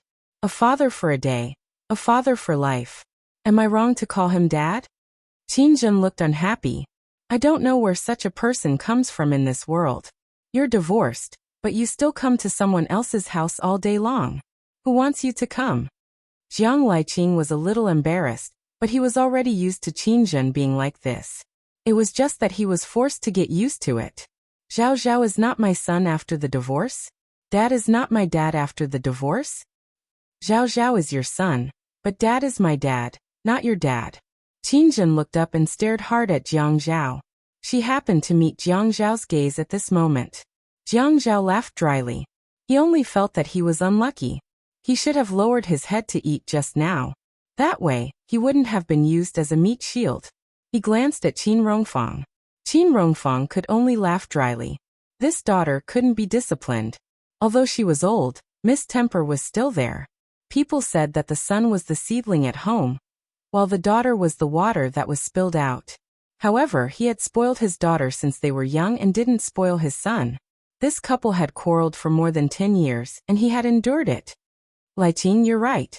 Dad likes to hear you call him that. If you don't call me Dad, what should I call you? No matter what you call me, it's not appropriate." "Dad, you said that he's not wrong. Are you saying that I'm wrong?" Qin Jun stood up. "How can there be such an ignorant person like him? He comes to all kinds of banquets. He should have come during the engagement ceremony.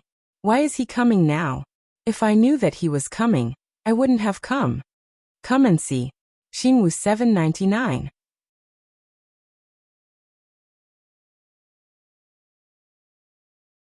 Chapter 533. Yi Er was still alright. She had heard Jiang Zhao talk about it, and had seen the two of them bicker before. However, the most awkward person was Yin Hongwei.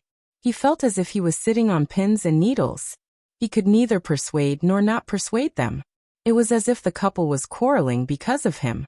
When he stood up, Yin Hongwei picked up the wine bottle, and poured a glass of white wine for Jiang Liqing. He then walked to Qin Jun and picked up the decanter to pour her a glass of sober red wine. He smiled generously and said, In-law, come and sit." Qin Jun had forgotten her manners. She was a little uncomfortable being asked to sit by Yin Hongwei. It was not the right time to lose her temper today. Jiang Liqing's expression was also a little unnatural. After all, not all of his relatives were here today. He had lost all his face. In the past, Qin Jun would still care about it, but he didn't know what was going on today. Yin Hongwei returned to his seat and raised his glass. He first clinked it with Jiang Liqing's glass. Jiang Liqing quickly stood up. Yin Hongwei then raised his glass towards Qin Jun. Qin Jun also raised her glass of red wine. She reached out and clinked it with Yin Hongwei's small white wine glass. She smiled apologetically. Yin Hongwei held his glass and looked at Qin Jun and Jiang Liqing. His eyes were shining with sincerity. He seemed to swallow his saliva and spoke a little slowly. "In-law, our Yi Er is so lucky to be married into your family. To be honest, when I first found out, I didn't dare to believe it. I felt that I was climbing up the social ladder. Yi Er told me that her parents-in-law were easy to get along with. They never said anything harsh." Yin Hongwei said and paused.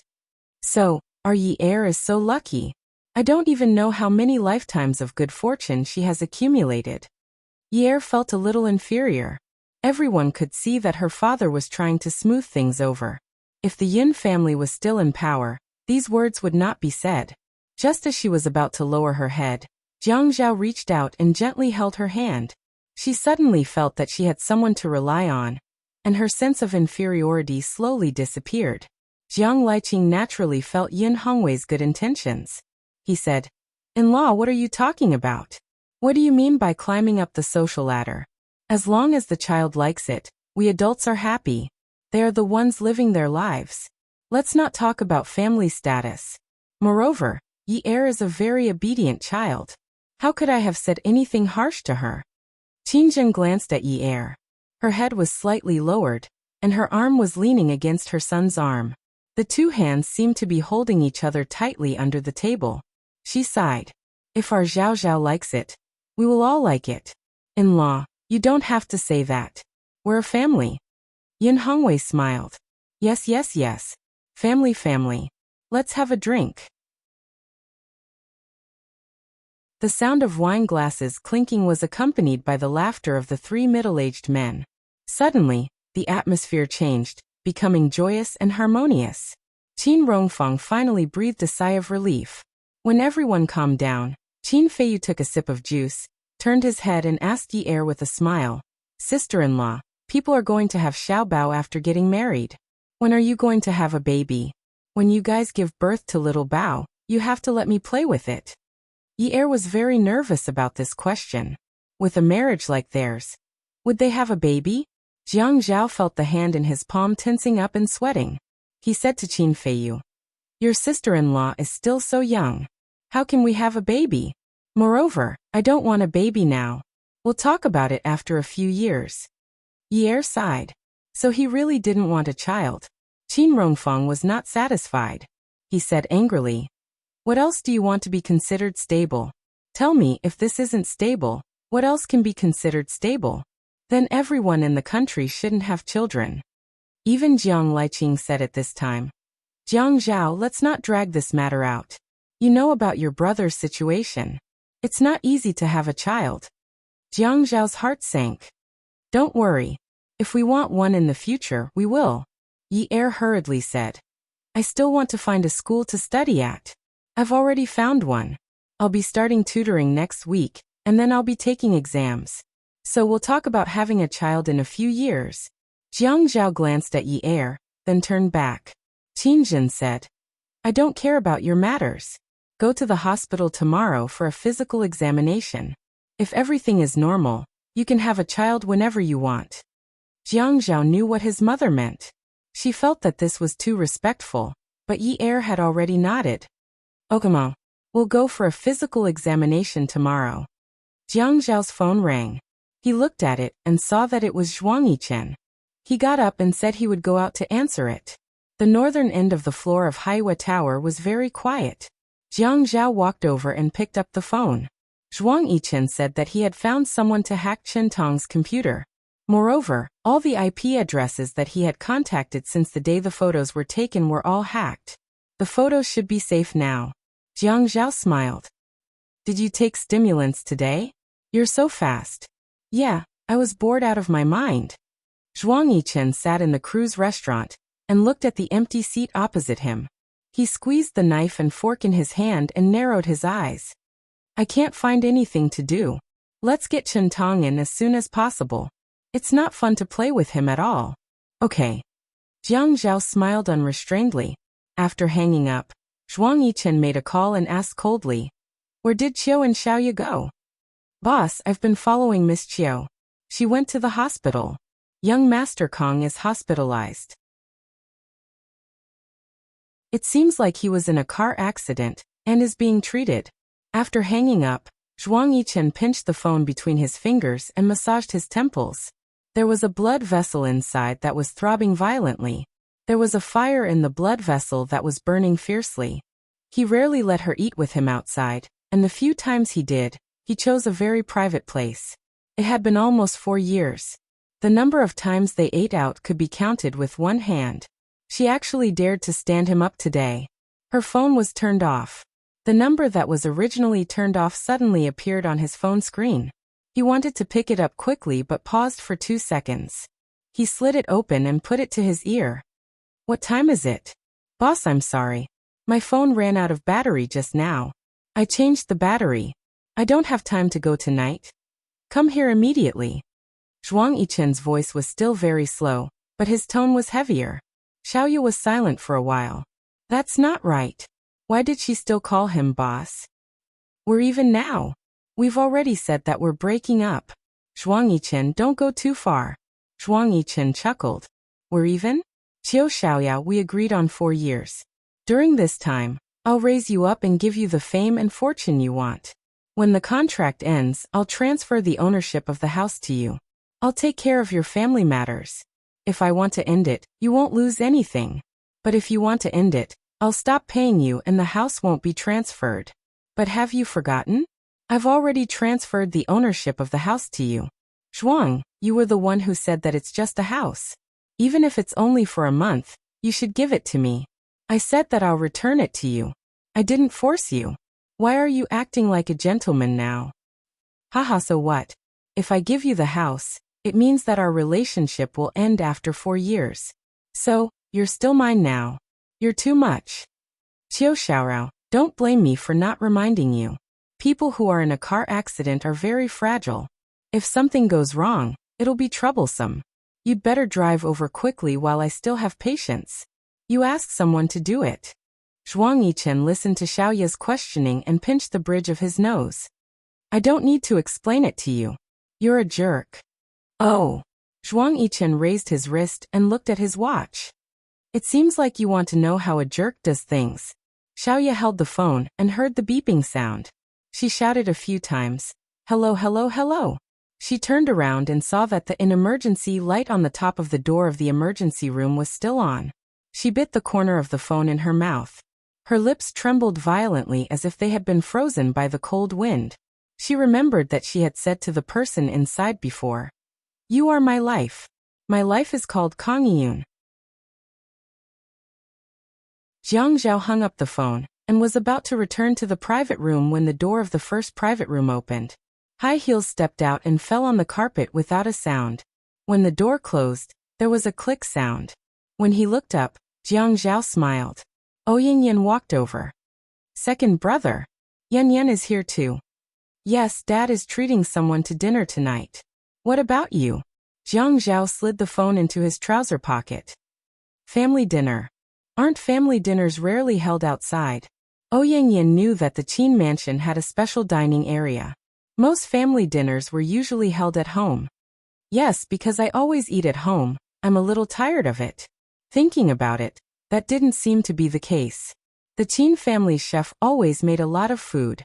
He remembered that day when she was hospitalized. She cried and said that she wanted to eat sea cucumber. He said that he would take her to eat the best sea cucumber in High City. He also knew that she was acting at that time, but he always took her acting seriously. He treated it as a request.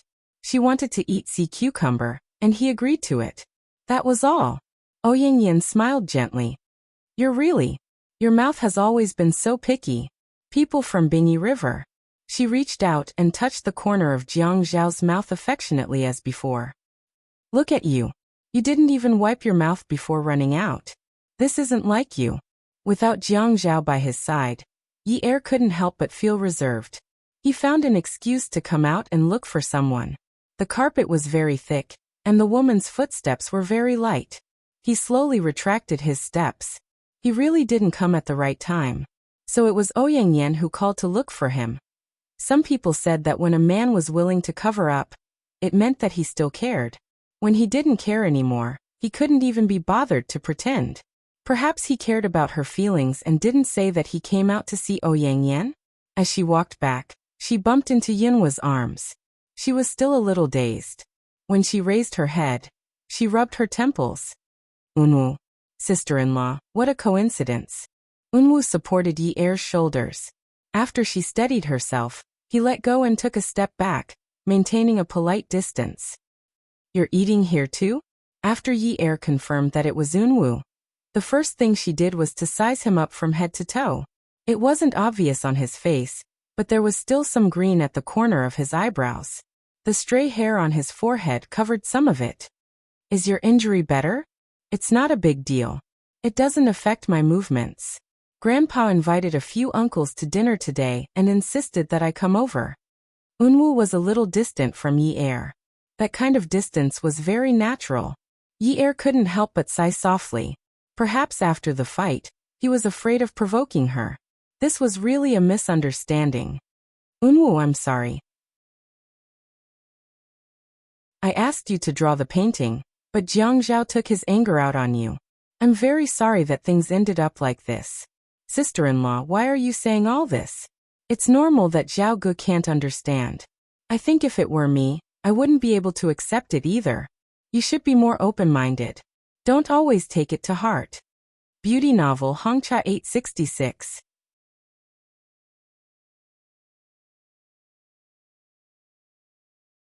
Chapter 534. Anyway, I'm sorry. It's okay. Speaking of which, I'm calling you sister-in-law. Actually, you've known me for a long time, and we can be considered friends. I'm not used to you saying I'm sorry all the time. Has your nature changed after you got married? You rarely apologized to others in the past. Or do you not treat me as a friend anymore?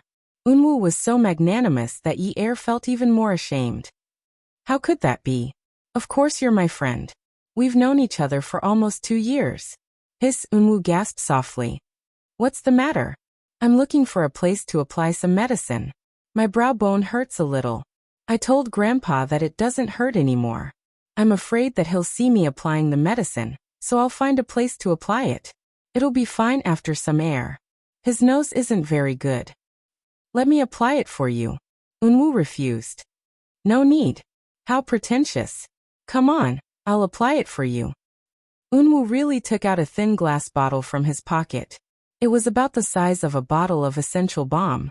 Yi Er took the bottle, unscrewed the cap, and applied a little of the medicine onto his fingertips. Are you applying it on your brow bone like this? Yes. Unwoo closed his eyes. Yi Er brushed the hair in front of his forehead. The bruises on his fair face looked particularly hideous. When he applied the medicine, Unwoo shrank back a little. Does it hurt a lot? Unwoo frowned. It doesn't hurt. Yi Er knew that Unwoo was a weak scholar. How could he withstand Jiang Zhao's punches? Her high heels had already lengthened her. At this moment, when she stood in front of Unwoo, there wasn't much of a difference in their heights. She stood on her tiptoes and brushed the fresh strands of hair in front of his forehead away. Unwoo felt a cool breeze blowing into his bone from his brow bone, penetrating into every cell in his body. Yi Er was startled when the bottle in his hand was suddenly snatched away. He quickly stood up straight and turned around. Jiang Zhao gripped the small bottle in his hand so tightly that his knuckles turned white. His eyes were terrifyingly cold, and all that came with them was a snowstorm that cut people. Ouyang was still by his side, standing very close to him. His gaze was as if he had followed Jiang Zhao here to capture him. Yi Er felt as if a piece of rotten cotton was stuck in her heart. Not only did it not allow her to breathe, it also made her feel disgusted. Yinyi, what did I tell you? Yi Er's wrist was grabbed by the man's strong hand and lifted. She replied. She replied indifferently and did not respond at all. She was like a chick caught in a net, waiting for the man to punish her. It was a kind of determination to face death with equanimity. How could she not remember that he said that she was not allowed to be alone with Unwoo again? Even if Yunwa's girlfriend asked her out, she was not allowed to go. She had agreed. She had agreed because she could not afford to offend him, because she liked him. Was it because of this that only the state officials were allowed to set fires, but the common people were not even allowed to strike a flint? He could find a secluded place and whisper sweet nothings to his ex-mistress. She could not even speak to a boy who called her sister-in-law. What does mean? Jiang Zhao could no longer care that Ouyang was still beside him. He could not care less that Unwoo was still standing at the side waiting to laugh at him. Wasn't that just letting them laugh at him? It means exactly what it means. Yi Er endured the pain from her wrist and tiptoed lightly. She looked at Ouyang with a faint smile and whispered in his ear. Your mistress is watching. Aren't you afraid that she will be jealous if you hold my hand so intimately? When she throws a tantrum later, you won't be able to appease her. Why are you asking for trouble? Jiang Zhao slowly let go of Yi Er's hand. He slowly let go, and a gust of air surged out from his chest. He exhaled and turned his head slightly, looking at Ouyang Yen who was standing at the side. He then looked at the woman in front of him. Her face was bright and beautiful. The man standing behind her still had some scars on his face, but his eyes were clear and calm. What a match! These two were both masters of acting. She also knew that Ouyang Yen would be jealous. She knew. She just felt that another woman should be jealous. And she was not the one who should be jealous. Did she really not feel anything at all? Not at all. Just now, when Ouyang Yen came to wipe his mouth, he subconsciously took a step back and took out a handkerchief to wipe it himself. However, she did not avoid suspicion and went to apply medicine for Xiunwu. She really did not feel anything at all. She did not know what a married person was supposed to do. She had no feelings and no sense of responsibility. Talking about responsibility with her was like talking to a cow. Thinking about what she had said to him in the private room, he sighed and said, "Let's go back and eat first. We'll talk when we get home." Yi Er said goodbye to Unwu and snatched the medicine bottle from Jiang Zhao's hand to return it to Unwu. Unwu did not say anything from beginning to end. He only smiled apologetically at Yi Er. Ouyang Yen called out to Jiang Zhao, "Brother Er, I want to treat you to a meal tomorrow." Jiang Zhao turned to look at Yi Er. Yi Er smiled nonchalantly and looked up. Jiang Zhao's heart skipped a beat. He turned to look at Ouyang Yen and said, "Okay. Let me know when the place is booked." On the way back, Jiang Zhao did not speak. Yi Er did not speak either. It was not until they got into bed and covered themselves with the blanket that Yi Er said, "I don't care about you. Can you not be so hot-tempered next time? I was just applying medicine for Unwu. We didn't go on a date." "It's not like you've fallen in love with me. Do you have to be like this?" Jiang Zhao turned around and said, "Okay, but you have to be mindful of your image next time. There are too many people out there. I don't want to be the talk of others after a meal." "Oh, you mean I don't have to be mindful of my image when there's no one around?" Yi Er propped himself up and looked at Jiang Zhao's side profile. Jiang Zhao turned around and said, "Don't you dare." He choked on the words and swallowed them. He smiled and said, "There's no such thing as a perfect wall. Don't you know that? As long as our marriage survives, you should keep your chastity and self-control." "Okay. Good night." Yi Er lay down. She felt that this sleep did not feel good. He was very reasonable today, and it was all her fault. That was not all. He even wanted to have a cold war with her, but he actually turned his back and ignored her. She twisted and turned again until she was behind Jiang Zhao.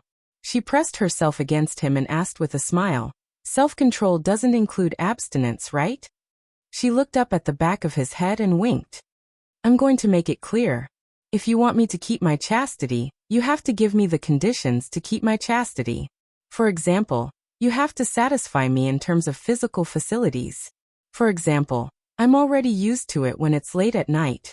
If you insist on withholding my food because of another woman..." Yi Er awkwardly said, I have to look for food to fill my stomach when I'm hungry, right?" Jiang Zhao turned around and pushed Yi Er away. He propped his head up with his elbow and gently pulled the corners of his mouth.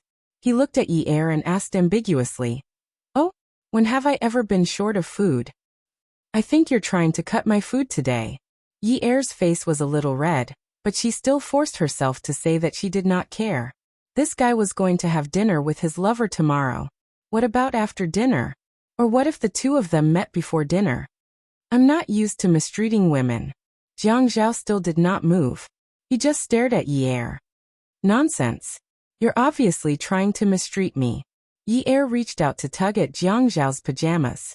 Jiang Zhao reached out and grabbed Yi Er's hand, not allowing her to undo the clasp. "Jiang Zhao, we've agreed that we won't quarrel at the head of the bed." "Ha, I'm not quarreling with you. Are we quarreling?" Yi Er flipped over and straddled Jiang Zhao. She pulled at his clothes and pants, but the man was strong. At this moment, he valued Zhenjie very much and did not let her have her way. She could not win against him. "Forget it. Look at you. Forget it. I'm hungry. Let's go out and look for food." Yi Er swung her hand angrily. This man was amazing. He had a woman. That woman was prettier than her, gentler than her, and more affectionate than her. Yi Er had just gotten off the bed when Jiang Zhao sat up. Yinyi, where are you going? Where am I going? You have a lover outside. You can eat your fill anytime. I'm at a disadvantage. I have to find a man. If I can't eat my fill at home, I can eat outside. Yi Er walked barefooted to the wardrobe. Then she pulled open the wardrobe and began to rummage through her clothes. Just as she found a shirt, like she was rummaging through a sweater, her hand touched the hanger. The man pulled her over. What do you mean? Nothing. I just want to find a man to relieve my loneliness. Yi Er wanted to push Jiang Zhao away, but she could not. You're lonely? Very lonely. Yi Er rolled her eyes at Jiang Zhao. Then tell me, how do you want to relieve your loneliness? When Jiang Zhao smiled, it was a little evil. It made people feel that he would do something evil in the next second. If I don't tell you, you won't understand. After Yi Er said this, her whole body was pressed against the wardrobe by the man. If you don't tell me, how will I understand? The mesh panties were removed and thrown to the floor. When the man squeezed in, Yi Er panted and hit him. Jiang Zhao, I like to do it in bed.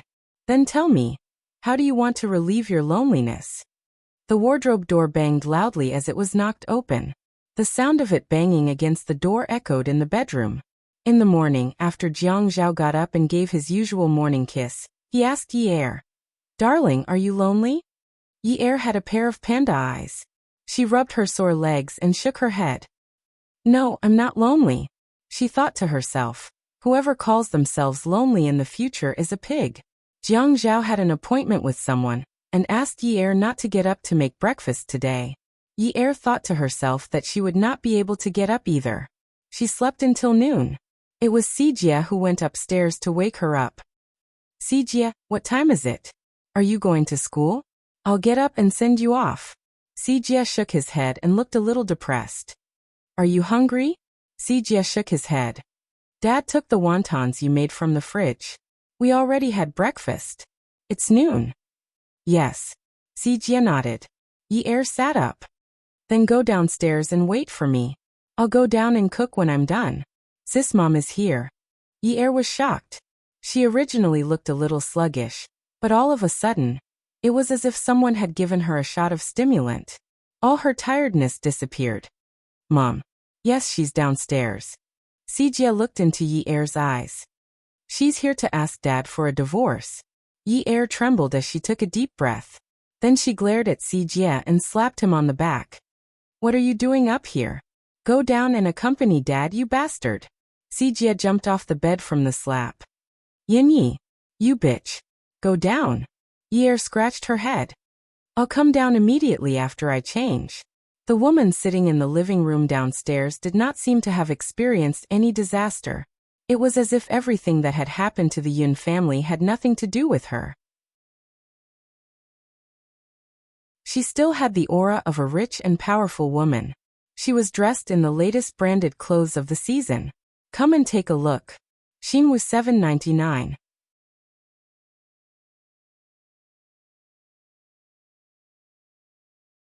Chapter 535. She did not look at Yin Hongwei. When she heard footsteps coming down the stairs, she quickly turned around. Sijia came down from upstairs. The woman stood up and changed her cold expression into a gentle smile. Sijia, come over to Mommy. Sijia threw herself into the woman's arms. Mommy, take a seat first. Sister will come down soon. Yi Er missed her mother. Before she got married, she always missed her mother. Whenever she encountered difficulties, she would miss her mother. She had gone to ask for help under the scorching sun, and was chased out. When she was surrounded by enemies, she missed her mother. She did not dare to waste money on taxis, and did not know which bus to take. She walked from one bus stop to another in exhaustion, and missed her mother. Sijia fell sick and had a high fever. In the middle of the night, she carried her brother out to take a taxi to the hospital in the pouring rain. When she called her brother's name, he did not answer. She was so anxious that she cried and missed her mother. It was her first time using gas.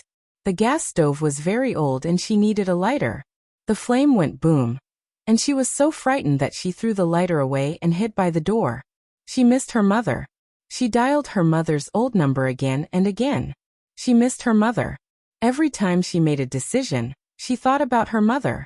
If her mother was here, would she agree to her doing this? Was she doing the right thing? If her mother was here, would there be a better way?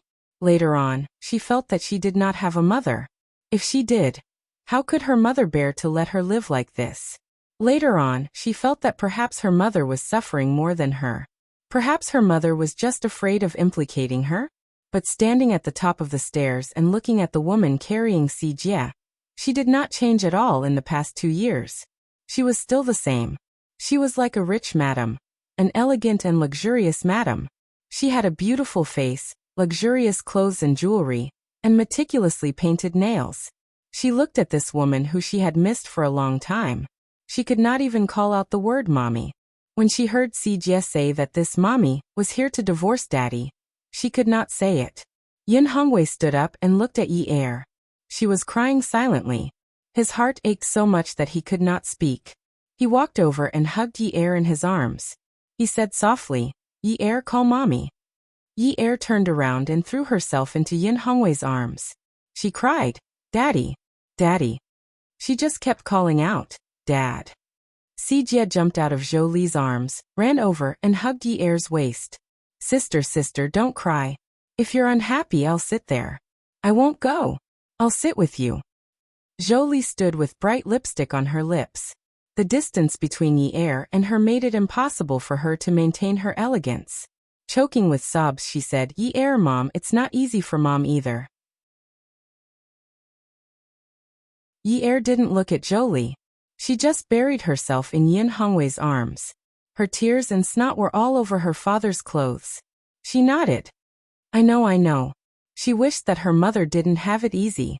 She hated herself a little. She hated herself for being so narrow-minded. Why did she have to be so jealous? Why couldn't she think that it was fine as long as her mother was living well? But even if he was that old, what about Si Jie? How old was Si Jie back then? 7 years old. As a mother, how could she bear to let her 7-year-old daughter take care of her 7-year-old son? How could she rest assured that her daughter was living well on her own? How could she not find out what kind of life her children were living? Her life was so rich. If she wanted to find out, wouldn't it be easy? If she had found out, how could she bear to watch her daughter run around day and night? How could she bear to watch her daughter being driven into a corner time and time again? Her daughter was only 17 years old at that time. A 17-year-old girl who only knew about daily necessities. She really couldn't imagine how powerful a mother she was. Yi Er vented her emotions with tears. She felt that she could cry properly. Her parents were here and she was still a child. Why couldn't she cry? Even if her heart was torn apart, she was still reasonable. After venting her emotions with great difficulty, she pulled Si Jie to sit on a long sofa. Yin Hongwei sat alone on a short sofa. Zhou Li dragged a stool and sat opposite Yi Er. Yi Er looked at Yin Hongwei and asked, "Does Dad agree to the divorce?" Yin Hongwei nodded. "Yes, he agrees." Yi Er patted Si Jie's head. "Then let's go and settle the paperwork tomorrow on Monday. Since both parties have agreed, there's nothing much to say." Perhaps it was because children who had experienced such family changes were exceptionally mature. Si Jie did not cry and throw a tantrum like the children in those cliché novels and TV dramas. He did not cry for his parents to be separated and cried for his parents to be together. He listened to his sister's arrangements and nodded. He did not seem to be reluctant at all. No matter whether Zhou Li looked at Yi Er or Si Jie, she could not catch their eyes. She knew that Yi Er was avoiding her. "Yi Er, I was thinking, what do you think about Si Jie and me, and you and Dad?"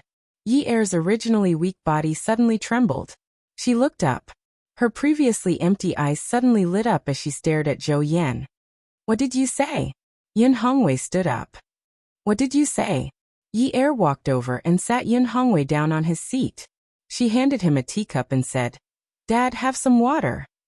He returned to his seat and said, "Mom, not only did you come to ask for a divorce, you also want custody rights?" Zhou Li folded her hands on her knees. They were very white, and the nail polish on her nails was bright and beautiful. At this moment, she nervously clenched her hands and looked at Yi Er. She gently licked her lips and said, Yi heir, Mom knows that I've let you down in the past 2 years. I know that you've suffered a lot, but you're doing well now. Jiang Zhao is so well-to-do. You won't have to worry for the rest of your life. As long as you're doing well, Mom will be at ease. Xijie is still young and needs a mother's love. Xijie and I. Yin Hongwei's expression did not look right. He reached out and pressed his chest, but he could not speak.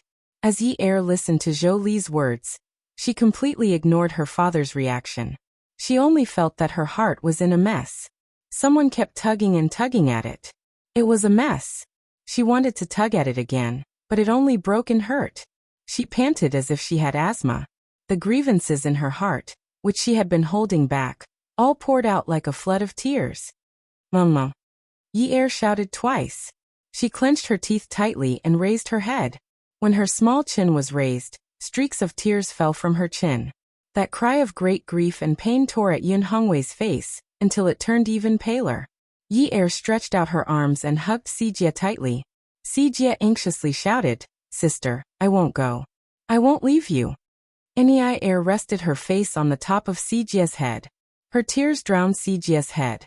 Xijie missed his mother, but he was even more afraid that his sister would be sad. At this moment, he could only let his sister hug him tightly.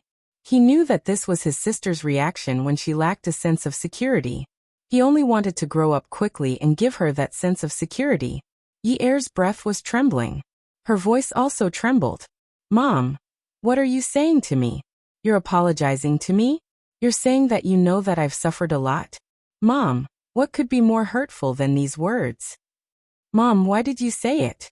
I'd rather you not say it for the rest of your life. I'm doing well, so you came out? I didn't marry a hooligan, so you came out? You're relieved? Mom. You know that I've suffered a lot. You know that Xijie and I depend on each other, so you want to take Xijie away?"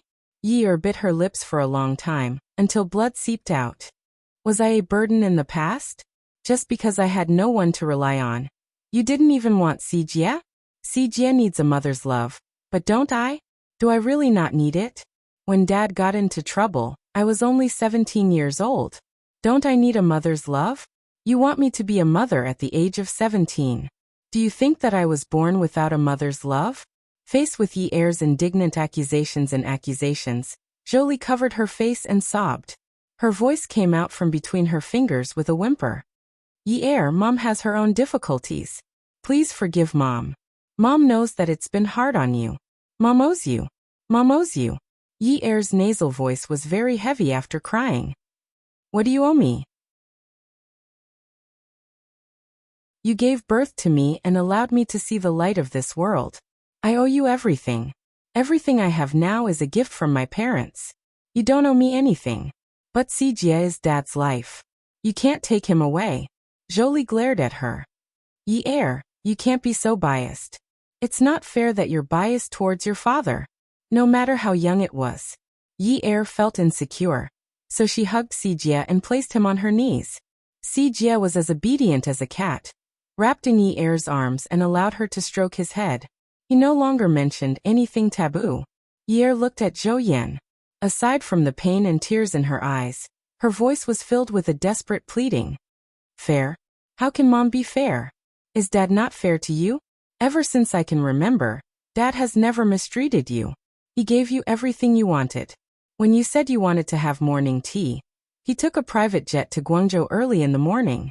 When you said you wanted to go to the hot springs, he immediately arranged a trip to take you to Japan. If you took a few more glances at something, he would buy it for you even if you didn't ask. Even when he got into trouble, and you didn't visit him, he didn't blame you. Now that you say you want a divorce, he feels that he has nothing. Even if he loves you, he won't ask you to stay. This man only wants you to live well. Mom, as a person, can you not be so ruthless? Can't you just treat it as keeping Xijie by Dad's side as a memento for him? Just treat it as if this man has fallen into your hands for the rest of his life. Just give in to him this once, okay?" Zhou Li clenched her fists tightly, not daring to look Yi heir in the eye. Yi heir's words were like a thorny whip lashing her body. Yin Hongwei clutched his chest, his breathing getting louder and louder. His voice was disproportionately weak. Yi heir, don't say any more. Yi Er turned around and saw that Yin Hongwei's lips had turned purple. Suddenly her brain went blank, as if she lacked oxygen. Dad. She put Sijie down and ran over. Dad. Sijie also shouted anxiously. Yi Er supported Yin Hongwei, not daring to move. She straightened her neck and shouted at Sijie with a red face. Sijie, go and get the phone. Call your brother-in-law. Hurry. At this moment, Jiang Zhao had just come out of his office. When he saw the call from home, he instinctively felt that it was Yi Er asking if he wanted to go home for dinner. He wanted to put on airs, so he let the phone ring once. Soon it rang a second time. Jiang Zhao was a little pleased. Now you know how to look for me, right? Now you know how important I am, right? Now you know how to ask me to go home for dinner, right? Little guy. It wasn't until the phone rang a third time that he slid it open to answer it. The woman's voice on the other end was so loud that her nose was blocked from crying. Jiang Zhao. Jiang Zhao. Yin Yi. Jiang Zhao raised his voice and slapped himself in the ear. He tilted his head, clamped the phone on his shoulder, started the car, and asked anxiously, Yin Yi, where are you? Awesome novel Hongcha 866.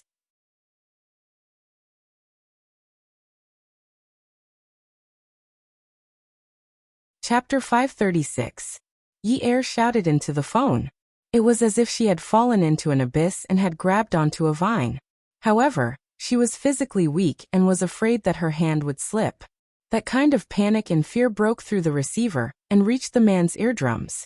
Hubby, come back quickly. Come back quickly. My dad is in trouble. My dad is dying. Hurry, what should I do? Hubby, where are you? Jiang Zhao. Yin Yi, I'll be right there. I'll be right there. Don't cry. Be good. Don't cry. Jiang Zhao stepped on the accelerator and brake pedal to the limit. He stopped very quickly. He was so anxious that he almost hit the car, but he still calmly comforted Yi Er. Yin Yi, what's wrong with Dad? Tell me the situation. I'll immediately find the relevant doctors and ambulances. Take your time. Don't rush. Yi Er's voice was sobbing. Dad is holding onto his chest. He's in great pain. Also, Dad can't speak. His lips are purple. Okay, don't move, Dad. Lay him down. I'll be right there. Jiang Zhao called the hospital director and explained the situation. The hospital acted quickly. They roughly determined that it was a heart problem. The ambulance and the corresponding rescue equipment were all ready. There weren't many cars on Sunday afternoon. Jiang Zhao drove very fast, but the ambulance was more convenient than a private car.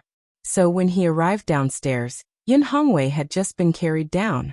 Seeing that Yi Er was holding Sijie tightly with one hand, and was unwilling to let go of him while holding the stretcher with the other hand, Jiang Zhao felt a sharp pain in his heart. When he strode over, Yin Hongwei had just been carried into the car. Yi Er immediately bent down to carry Sijie. Jiang Zhao knew how important Sijie was to Yi Er, so he wanted to carry him for her. At this moment, Jolie rushed over and pulled Sijie into her embrace. She grabbed him tightly and said, Yi Er, let mommy take Sijie away. I beg you, please give Sijie to mommy. Yi Er was already confused about her own position. She felt like she was being torn apart. On one side was her father, and on the other side was her mother. People said that if there were two children, to the parents, both were meat on the palms of their hands. But what about parents? Were the palms and backs of their hands the same? Do I have to make a choice? She had no choice but to be biased. Her father needed Sijie, and her mother was living so comfortably. She was so young, and her father had nothing. She had once known that people in wealthy families valued their sons. A son was the hope of a family. It was a heavy blow for a man to lose his career in his 40s. If even the only heir of the Yin family was gone, what would he do? Yi Er was afraid of wasting time, so she rushed over and tried to pry Jolie's hand away. Mommy, let go. Leave Sijie to Daddy and me. You're living so well. Give Sijie to Daddy. Her words were pleading, but her actions were extremely rough. Even her eyes were red. It was as if she was fighting with someone she had a grudge with. Sijie grabbed Yi Er's arm and stomped his feet anxiously. Sister, sister. Mommy, I want to be with sister. Jolie coaxed Sijie. Her grip was not light. Sijie, leave with mommy. Mommy will love you well. Sijie, don't leave mommy. Yi Er was afraid that Sijie would be coaxed away. After all, he was still a child. His stance would definitely be wavering. Mommy, you can't do this. Daddy didn't say that he didn't agree to your divorce. You can't take Sijie away. You can't. Daddy is in the hospital. Yi Er, you and Daddy. Let Sijie stay with me. Each of the two children will have one. It's fair. Yi Er shook her head as she tugged at Sijie. I don't want to be with anyone. I'm already married. I have a family. I have a husband. Daddy only has one child now. I don't want to be with anyone. Sijie wants to be with Daddy. I want to be with Daddy. Jiang Zhao suddenly understood why Yi Er was tugging at Sijie like that. She even wanted to hug him when they were about to get into the car. It was because of Sijie. She didn't pay much attention to him when he first appeared. All her attention was on Yin Hongwei and Sijie. It turned out that someone had come to snatch her younger brother. Even if that person was her mother, she refused. A man's strength was always greater than a woman's. Jiang Zhao easily pulled Sijie out of Zhou Li's arms and carried him. Mommy, I hope that you can respect Yi Er's opinion. Now is not the time to fight over the children. Let's send Daddy to the hospital first. Yi Er looked up and saw Jiang Zhao carrying Sijie in his arms. She was already drenched in sweat. She looked as pathetic as if she had just been fished out of the water. She looked at Jiang Zhao and smiled foolishly. It was as if she had been relieved of a heavy burden. As she smiled, she pouted and threw herself at him. She started sobbing. Hubby, Jiang Zhao felt a lump in his throat. He hugged his brother-in-law with one hand and stroked his woman's back with the other. He couldn't put his finger on it. It was just the way she looked at him just now. He suddenly felt very blissful. That look in her eyes was as if she had finally come to the end of her suffering and had waited for her savior. He had always been her savior. It was pretty good. Yin Yi. I'm sorry I'm late. Don't cry. Hurry up and get into the car. Sijie will sit with me. I'll look for you at the hospital. Okay. Sijie knew how important he was to Yi Er. At this moment, he hugged Jiang Zhao's neck like a real child. He was afraid that his mother would drag him away again. Zhou Li blocked Jiang Zhao's path. Jiang Zhao, go to the hospital. Give Sijie to me. Give him to you? Jiang Zhao didn't call her mommy anymore. Actually, he couldn't bring himself to say it. Zhou Li looked too young. When she stood next to Yi Er, they looked like Yi Er's older sister. It was indeed different for a young woman to give birth to a child. If it was said that Zhou Li had a child as old as Sijie, people would still believe it. But to have a child as old as Yi Er was really unbelievable. It looks like Sijie doesn't want to go with you. Jiang Zhao still felt that he should be more polite. Yi Er was so anxious just now, but he still called this woman mommy. Although Yi Er was a little cunning, he knew that she valued family very much. For the family she cared about, she was willing to do anything. She wasn't like the spoiled miss from a wealthy family at all. Jiang Zhao, Sijie is my child. It's only right for him to go with me.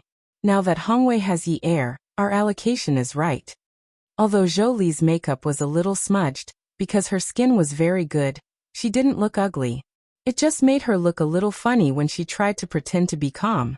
Looking at Zhou Li, who was looking at him with her chest puffed out and her head raised, the sound of the ambulance was getting further and further away. Thinking of the woman in the ambulance who was as anxious as an ant on a hot pan, Jiang Zhao exhaled, walked to the car, and put Sijie in. Be good and wait for brother-in-law inside, okay? Sijie nodded. Then hurry up, brother-in-law. Sister is still waiting for us in the hospital. Zhou Li wanted to open the car door, but Jiang Zhao slammed the door shut and quickly pressed the remote control to lock the car. Zhou Li couldn't open the door no matter how hard she tried. When she knocked on the door, she turned and glared at Jiang Zhao. Jiang Zhao, don't interfere with our family matters. Whose family matters? Jiang Zhao felt that these words were particularly harsh. What did Zhou Li mean by this? Was she treating him as an outsider? He and Yi Er were legally married. What did she mean by don't interfere with our family matters? In the absence of Yi Er, Zhou Li obviously had fewer scruples. Whose house is it? You're just an outsider. Oh. Jiang Zhao suppressed his anger. He didn't have time to waste here. His woman was still waiting for him in the hospital. Outsider? Now Yi Er, Si Jia, Dad and I. The four of us are living together. That place is called home. I don't know who you're referring to by outsider. Also, Yi Er and I have a marriage certificate. If we're not considered family with a marriage certificate, then do we still count as family with a divorce certificate? Zholi was choked by Jiang Zhao's words. Her face instantly turned red. You. Just now I respected you and called you mom, because Yun Yi is my wife. I want to take Si Jia away. The reason I'm interfering with this family's matters is also because Yun Yi is my wife. If she wasn't my wife, I wouldn't have any objections if you wanted to kick up a fuss. But it's obvious that my wife isn't willing to give up the custody of her younger brother. So, I have to interfere until the end. Actually, if it wasn't for the custody of Si Jia, Yi Er wouldn't have come knocking on his door to bribe him. Yi Er didn't just want to protect this seedling now. She had always wanted to protect it. If she wanted to protect it, he would protect it for her. Zholi said loudly, Si Jia is also my son. I'm his mother. I have the right to fight for custody. Don't think that you can do whatever you want just because you abused your power. Even if I have to go to court, I will get the child back. Jiang Zhao smiled, but he sounded a little like a ruffian. Mom. Zholi felt very uncomfortable when Jiang Zhao called her that, so she didn't respond to him. Jiang Zhao still had a smile on his face. She didn't respond? He really didn't want to address her that way. He didn't want to acknowledge a mother who had scared his wife out of her wits even if Yi Er wanted to. He had always been clear about what he hated and what he disliked. Although he did not show it on his face, he would quickly categorize people in his heart. He did not care if they were elders or juniors. Yi Er treated Yin Hongwei well. Yin Hongwei's heart ached for Yi Er. So he respected Yin Hongwei. Yi Er treated Si Jia well. Although Si Jia always bullied Yi Er verbally, in his heart, he was always on Yi Er's side. So he treated Si Jia well. Zholi? This mother. Even Yi Er didn't want to give Si Jia to her. Then he could only apologize. It was as if he respected the woman in front of him, but the words that came out of his mouth were completely emotionless. Mom, I won't abuse my position. I don't know if you've read up on the relevant legal knowledge when you asked for custody, but if Si Jia is still breastfeeding, which is less than 3 years old, as long as you want the child and your financial conditions allow it, the court will usually give you custody. But Si Jia is almost 10 years old now. He can decide for himself who he wants to be with. You can see that if you ask for his opinion, you won't be able to succeed. The person Si Jia relies on the most right now is Yi Er. Even if Dad doesn't seem to have the ability to raise the child, Yi Er can because I can. If you insist on filing a lawsuit, then prepare the materials. I, Jiang Zhao, will accompany you to any court you want. If you're worried that I'll abuse my power, then you can find the media and have the entire process broadcast live. You can do whatever you want. Everything will be done according to your rules. He raised his wrist and pulled up his sleeve. Looking at the hands on his watch, he frowned a little anxiously. Also, Mom, I don't have time to continue discussing the details with you. Although you don't seem to care about Dad's health, Yi Er cares a lot. I have to bring Si Jia over. Come over another day when you're free. Awesome novel Xinwu 799.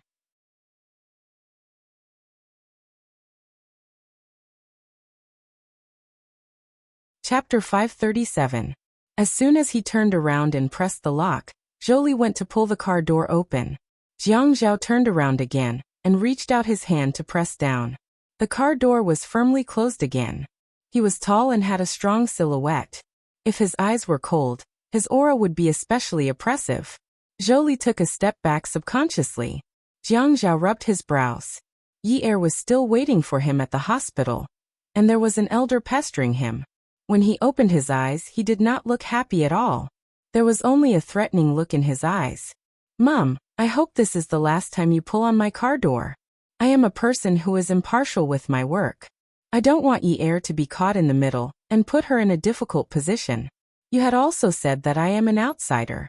You must know the situation when you are dealing with an outsider. Zholi took another step back. She knew that Yi Er was married to a man who could turn the tables in Haicheng. He was 29 years old, and was the youngest deputy mayor in the history of Haicheng. But the way he spoke, and the way he looked at Feng Yu was as if he had the power to kill Feng Yu. How can a deputy mayor have this kind of arrogance? Maybe not maybe. He was born with this kind of arrogance. If she had known things would turn out like this, she would have brought Si Jie with her. Seeing Zhou Li leave, Jiang Zhao nodded politely and smiled like a gentleman. Goodbye, Mom. Be careful on the road. Dong Xuebing opened the driver's door and got in. He fastened his seatbelt and started the car. Si Jie, don't forget to fasten your seatbelt. I know. You are so naggy. Jiang Zhao looked at the rearview mirror. Si Jie had fastened his seatbelt. The car was flying at high speed. Before they reached the hospital, Yi Er called to inform Jiang Zhao that she had been sent to the emergency room. She told Jiang Zhao which building she was in and where she was. Jiang Zhao listened to Yi Er's report over the phone. She was trying her best to suppress her sobbing. He was holding the steering wheel tightly. He wanted to lift the car up and drive it through the traffic. When Yi Er saw Jiang Zhao leading Si Jie over, she hurriedly ran over and held Si Jie's hand as she asked Jiang Zhao, "Where's my mother?" As she spoke, she looked back nervously. She went back. Don't worry. Yi Er was relieved. She held Si Jie's hand and walked to the bench outside the emergency room. Si Jie, will you go with Mommy? Yi Er kissed Si Jie's forehead as they sat down. Si Jie felt like he was no longer a man. He was clearly a man, but at this moment he felt like crying. He quickly lowered his head and buried his face in Yi Er's chest. I want to be with big sister. Jiang Zhao looked at his brother-in-law who was rubbing his head against his wife's chest. He couldn't be bothered to be jealous. He sat beside Yi Er and asked softly, "How is he?" Yi Er stroked Si Jie's head and said, "Myocardial infarction. Luckily, it was discovered quickly. He doesn't have a history of this. His blood pressure used to be high. Today he was too emotional." Jiang Zhao looked at Si Jie, who was on Yi Er's lap. He asked with concern, "Are you tired? Let me carry you." Si Jie got down from Yi Er's lap and sat on the other side. "I don't want you to carry me." He knew his sister was tired. He didn't want her to be tired. Yi Er was a girl who had been through a lot. She was rare for her age. As long as someone was by her side to help her, she would be able to calm down quickly. She would be able to rationally tell herself what to do next. For example, she wouldn't make a fuss. When should she get someone to send her brother to school? How long should she wait here for her father to be hospitalized? What should she do? Everything was so clear that Jiang Zhao didn't know what to do. He could only listen to Yi Er's arrangements. He got someone to bring Si Jie to eat, and then send him to school. Yi Er was in high spirits the whole time. She was like an indestructible robot who took care of Yin Hongwei. Yin Hongwei was lying on the bed with tubes inserted all over his body. She sat beside him. Whenever a nurse pushed the door open, she would stand up and ask, "What's wrong? Do you need anything else?" Jiang Zhao looked at the time. "Yin Yi, go and sleep. I'll keep watch." "No, go back and sleep. You still have to work tomorrow. Mondays are the most busy. Go back. I woke up really late this morning and slept until noon. I'm not tired at all." Yi Er bent over to adjust Yin Hongwei's blanket. "Then let's hire a nurse, okay? You won't be able to stand it." Yi Er shook her head. She didn't blame Jiang Zhao because she knew that Jiang Zhao didn't have much feelings for her family. At most, he was just doing his duty. It was already good enough that he could fulfill his duty. What else could he ask for? She didn't believe that suffering and feelings could be empathized with. That kind of deep familial love had to be cultivated for decades. Why should she ask others to empathize with her? If the person lying on the bed was Jiang Zhao's family, perhaps she would also say to hire a nurse. Others would only think that it was all about taking care of him. It might not be bad to hire a professional. Now she understood that she couldn't hire anyone. She could only stay here until the doctor said that the patient was completely out of danger, and she could sleep in peace. Otherwise, it would be useless to hire 100 nurses. Zhao, go back. I'll stay here. Yi Er squeezed out a smile at Jiang Zhao. Go back and have a good sleep. I don't have anything serious to do anyway, so I can pass the time here. Jiang Zhao raised his hand in the air.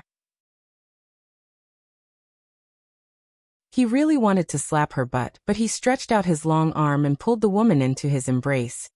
When you encounter something like this, you're not allowed to squeeze out a smile in front of me, understand? Your husband has money, so much that he can't spend it. No matter how expensive the suit is, it can be used as a handkerchief for you, understand? Her hair had been messy and hadn't been combed. She hated her hair. It had been permed and dyed for too long, so the quality of her hair was more or less damaged. Unlike the Ouyangyan, her hair was straight and bright like satin. At this time, if that kind of hair fell into his arms, he would reach out and comb it to the end. The hair in front of her forehead was also a little messy, so messy that it stuck to her face. When her face was pressed against his suit, the coarse hair would pull and pull on her skin when she moved her shoulders. It was very annoying. She reached out and hung upside down from the man's waist, hugging his back from behind. Through the material of his suit, she could feel the strong muscles, broad and strong. Her face was on his shoulder, and her tears and snot were all smeared on it. As she sobbed, she pulled his sleeve and pulled his collar, and kept smearing it on him. She was born into a wealthy family and became a down-and-out daughter. But at this time, she had to use the most expensive handkerchief in her life. Jiang Zhao even cooperated and held his sleeve over, wiping her tears vigorously. He had just wiped the tears on one side of her face, but the other side was wet again. He simply unbuttoned his suit and pulled it up, wiping her entire face. He felt that she was a cute child, a child who was sometimes cute and sometimes bad-tempered. Hubby, I'm a little sleepy, I want to sleep for a while. Okay, you stay on the bed and sleep for a while. I'll watch over Dad. I'll sleep for a while. Wake me up, I'll take over. Okay. You must wake me up. Okay. You're not allowed to not wake me up. I can't let you watch over him alone. Okay. Are you going through menopause? I'm going through puberty. When Yi Er was about to fall asleep, she was always startled and suddenly opened her eyes. Jiang Zhao showed her the watch and said impatiently, "You've only slept for 5 minutes. Only slept for 6 minutes." Yi Er could only continue sleeping. She felt that she was a little crazy. A nurse pushed the door open. Jiang Zhao's leather shoes made a sound, so he took off his shoes and walked quickly in his socks. He put a finger to his mouth and said softly, "Nurse miss, please be gentle. My wife is very tired today, and it's not easy for her to fall asleep." The nurse nodded and asked about the patient's condition softly. She looked at the ECG record, registered the ward rounds, and put the record card in the transparent partition at the end of the bed. She turned and walked out of the door. Jiang Zhao took off his watch and adjusted the time on it. After adjusting it, he put it back on. At 3 o'clock in the morning, the nurse changed Yin Hongwei's diaper bag. Jiang Zhao stretched and pinched the space between his eyebrows. He looked at the fluid that had just been changed in the 4 bag inside. He wanted to take a nap. Yi Er turned over and was suddenly shocked. She immediately sat up as if she had sprained her waist. She saw Jiang Zhao suddenly turn to look at her and said in a daze, "Honey, I'm awake. Come and sleep for a while." Jiang Zhao raised his wrist to look at his watch again. He walked over and sat by the bed. He pressed Yi Er down and propped the surface in front of her. Then he began to help her tuck in the blanket. "What's wrong with you? You wake up every few minutes. Are you worried that I can't take good care of Dad? If you continue to be like this, I'll call the nurse to give you sleeping pills and sedatives. Do you believe me?" Yi Er cried too much during the day. Now that she had slept for a few hours, her eyes were especially swollen. Jiang Zhao looked at her and frowned. He reached out and rubbed her temples. Yi Er sighed and struggled. I sigh. Why don't you sleep first? I'll come and sleep later." Jiang Zhao's face darkened. "I'm not sleepy now. I'll go to work after I wake up. Go to sleep. I'll let you sleep for an hour. It's only 10 o'clock now. I still have a long time to sleep. Hurry up and get some sleep. I said I'll call you, so I'll call you." Yi Er shrunk her neck and said softly, "Then I'll go to sleep." Hearing the woman's breathing become more and more regular, Jiang Zhao took out his phone to read the news to pass the time. However, he accidentally opened the photo album. There were a few photos in this phone. He felt that he was quite old-fashioned. He only used the most basic functions of his phone, such as sending and receiving emails, Weibo, and making calls. He sent few messages and received many. He didn't know how to use the camera function. There was a professional camera at home. What could his phone take? There were a few side profiles in the photo album, and only he could see them. The people around him didn't have the habit of looking at other people's photos. The house he lived in had other requirements. The bedroom, balcony, and study space were all okay. Because he spent a lot of time in these places, he didn't like to be too oppressed. He woke up early that day and wanted to sit on the balcony. However, she was already watering the plants with a watering can. He lay on the rocking chair by the floor-to-ceiling window and read the news on his phone leisurely. However, she just had to nag and annoy him to death. Let me tell you, you have to water early. The sun will be too hot later. If you water them, the roots of the plants will be burned to death. He snorted. Nonsense. When there's a thunderstorm in the summer, all the plants in the city will be burned to death. Beauty novel Xingwu 799.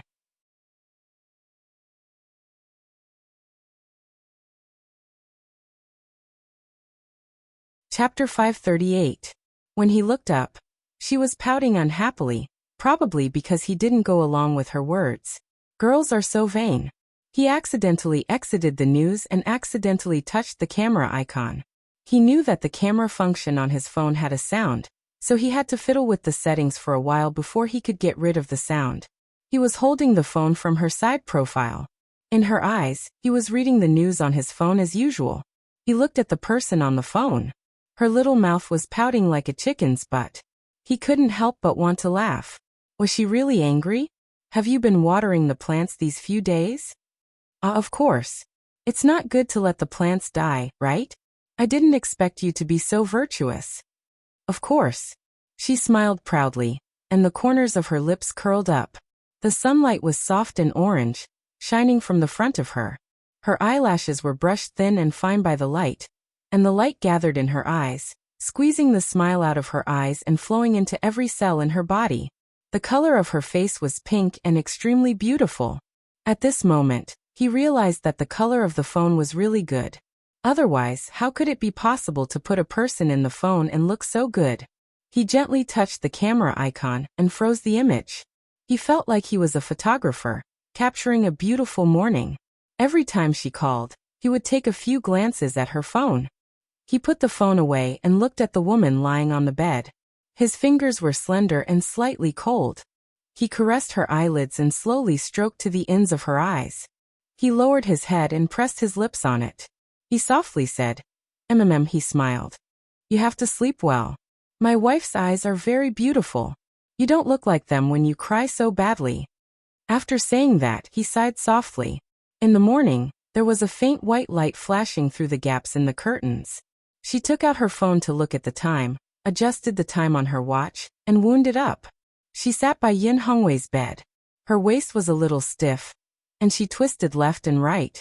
When she heard the sound of someone behind her, she quickly lay on Yin Hongwei's bed and closed her eyes. Ye sat up and looked around. When she saw the light coming in through the gaps in the curtains, she pulled at her hair anxiously. When she turned her head, she saw Jiang Zhao sleeping by her father's bedside. He was so scared that his 3 souls and 7 spirits flew away. She jumped off the bed and ran over. There was not much fluid left in the forebag. She saw that Jiang Zhao was sleeping soundly. If she woke up a little later, she would be in trouble.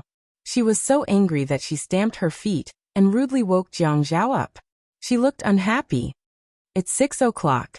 Go to bed and sleep for a while. I'll call you for breakfast at 7. Oh, you're awake. Jiang Zhao stood up.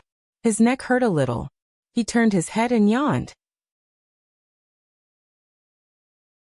I told you to wake me up. If you want to sleep, at least wake me up. Look, Dad's 4 drip is almost empty. If he doesn't wake up now, his blood will flow backwards, Yi grumbled. Jiang Zhao rubbed his face, bent over, and looked into Yi-er's eyes. I'm sorry. I'm going to sleep. Ask the nurse to change the forebag. He was too tired. As soon as he touched the bed, he fell asleep. His breathing was heavy and even. Yi Er was so angry that she wanted to find someone to knock on the man's head and tell him not to stay here. He wanted to stay here. He didn't even stay here to watch the night. If he had known, he would have let the nurse take care of him. When Jiang Zhao left, Yi Er didn't give him a good look. Jiang Zhao didn't care anyway. When he told her later, she would cry and feel guilty. She had always been like this. As long as he helped her, she would try her best to please him and be grateful. Even in bed, she would work harder than usual. She wanted to build a relationship, but she didn't want others to sympathize with her. That kind of feeling was very awkward. Now that she thought about it, it was really annoying. She drove home, took a shower, and changed into the clothes with snot before going to work. Lunchtime. In a high-end Western restaurant, a rich woman sat elegantly. Opposite her was a man in his 40s. He was dressed in a suit and leather shoes and looked like a gentleman. He slowly cut the steak. Jolie cut the steak into small pieces. She cut the steak again and again until it was minced meat. The man opposite her frowned. If it's not to your liking, then change it. Just don't want it. Jolie slammed the knife and fork on the table. Her tone was stubborn and didn't match her age. Yuan Shichang, are you done? So what if I give Xiaojie to Yin Hongwei? Yuan Shichang smiled. His tone was a little gloomy.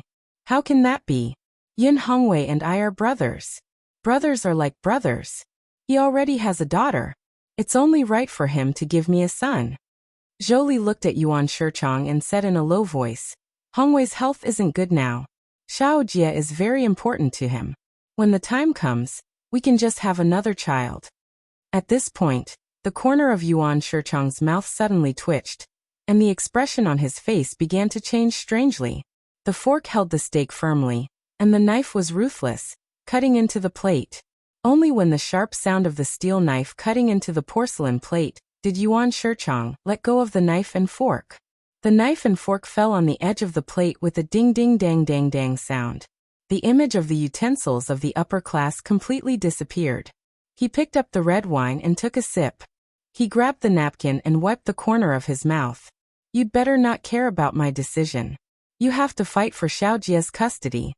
Jolie swallowed her saliva. She was a little frightened. Yuan Shichang, don't be so stubborn. Yi Er is unhappy now. She has suffered for so long. You didn't let me care about her, and I didn't care. What else do you want? Now she wants Xijie. I can ignore Hongwei, but I can't ignore Yi Er's feelings, right? Yuan Shichang snorted. Why do you care about her? If it weren't for this money-losing girl, Xiaojie would be my son now. You have so much free time all day. How did you give birth to such a jinx? Jolie's expression froze. She said angrily. How can you say that about Yi Er? How is she a jinx? If you hate Hongwei, then so be it. Don't drag Yi Er into this. She's not my daughter. Why should I care? If you don't want me to say bad things about her in the future, then hurry up and think of a way to get Xiaojie's custody. Jiang Zhao won't agree to it. If you are so capable, why don't you ask Jiang Zhao for it? Anyway, if you ask me to ask Jiang Zhao for Xiaojie, I will never do it again. I don't even dare to look into his eyes. Jolie is not like the mother of a 19-year-old girl. Maybe she is spoiled by men, and her temper is like a little woman. Yuan Shichang replied. Who does Jiang Zhao think he is? If Jiang Zhao is only a deputy mayor from a poor family, then he is nothing. Jolie said angrily. But does the Yuan family dare to go against the Jiang family from the eastern region? This was still too far-fetched. What about the Qin family? Don't you know how much Qin Rongfang cherishes his grandson? If you are so capable, then you can go and provoke Jiang Zhao. Even if Qin Rongfang doesn't provoke him, do you dare to provoke Jiang Liqing from the southern region? Just that group of comrades in arms who are commanders are going to flatten the Yuan family. Jolie. Yuan Shichang was so angry that he clenched his fists on the table tightly. You traitorous woman. Jolie's expression changed. What did you say? Forget it. Yuan Shichang calmed himself down. My tone is too harsh. Isn't Yun Hongwei pretending to be dead in the hospital? He knows how to use the trick of injuring himself to gain sympathy. Don't you know how to use the trick of injuring yourself to gain sympathy? You know Yin Yi is feeling sorry for Yin Hongwei now. Don't you know how to act more pitiful than Yin Hongwei? Look at the situation now. Whoever Yin Yi helps, Jiang Zhao will help. Speaking up to this point, Yuan Shichang spat. Foxy embryo. Jolie stood up with a whoosh. As she bent her legs, the stool behind her was pushed away by her straightened legs. Yuan Shichang, you better watch your mouth. If you continue to talk about Yi, or like this, whoever has the right to take custody of Yi, or can do so, ask Zhou Yin to do it. I don't care anymore. Yuan Shichang quickly stood up and softened his tone. Okay. Shall Li sit down? I've been very angry because of this recently. It's not easy for me, right? Don't be angry. I won't talk about it anymore. I won't say anything bad about your daughter, okay? Jolie sat down reluctantly and cut her steak in frustration. Jiang Zhao called Yi Er during the day. Every time he asked if her father's condition was getting better, Yi Er would always say that he was getting better. At 5 o'clock, Jiang Zhao called Yi Er and told him that he had an important social event in the evening, and would go to the hospital after dinner. Yi Er mumbled, okay. Didn't Ouyang Yin ask him out for dinner?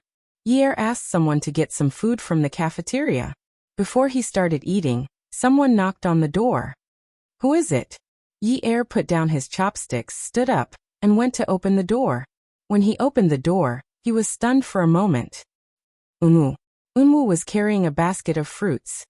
He was still the same as before, a handsome young man who was untainted by dust. He did not have the pleasant expression he had when meeting friends, only the regret of visiting a patient. Yes, I heard from Grandpa last night that Uncle Yin was hospitalized, so I came over to take a look. Grandpa has more things to do than I do and is very busy, so he asked me to send his regards to Uncle Yin. Yi Er stood aside and let Unwu in. My father is fine too. Grandpa and parents-in-law came over to see him today. The doctor said that his condition is better, so I'll have to trouble you to make this trip. Unwu walked into the ward and placed the fruit basket on Yi Er's dining table. A box of fast food was placed there. He frowned slightly but did not say anything displeased. You're really like a sister-in-law now that you're married. You speak so formally and politely. Did you learn this from Brother Zhao? No, I didn't. Yi Er did not pay much attention to her image. She pulled out a stool and prepared to continue eating. Her father had not woken up yet, so she kept her voice very low. I really feel bad. The doctor is fine, but I still disturbed so many people. I just came over to express my condolences. You're the one who took the situation too seriously. Yi Er buried her head in eating. She was really a little hungry. If her father was not sick, she would have gone out to eat with Jiang Zhao today. She wanted to see if Ouyang Yin had a bottom line. She felt stifled in her heart and waited stiffly. Later, she was a little discouraged. There should be a limit to her wishful thinking. She was still full after eating. Yinwa's legs were leaning against Yi Er's dining table. He was almost sitting down. He lowered his head and looked at her wolfing down the food. She was probably starving. Her hair was in a mess and was tied up with a rubber band at the back of her head. Looking at her, it did not look sloppy at all. Eat slower. I'll eat faster. I'll chat with you after I'm done. The corners of Nu's mouth couldn't help but pull up into a soft smile. He was a person who knew how to endure. He could control his emotions well at any time, but her words could always make his heart bloom. When he closed his eyes, he could hear the sound of petals slowly opening in his heart. Welfare Hongcha 866.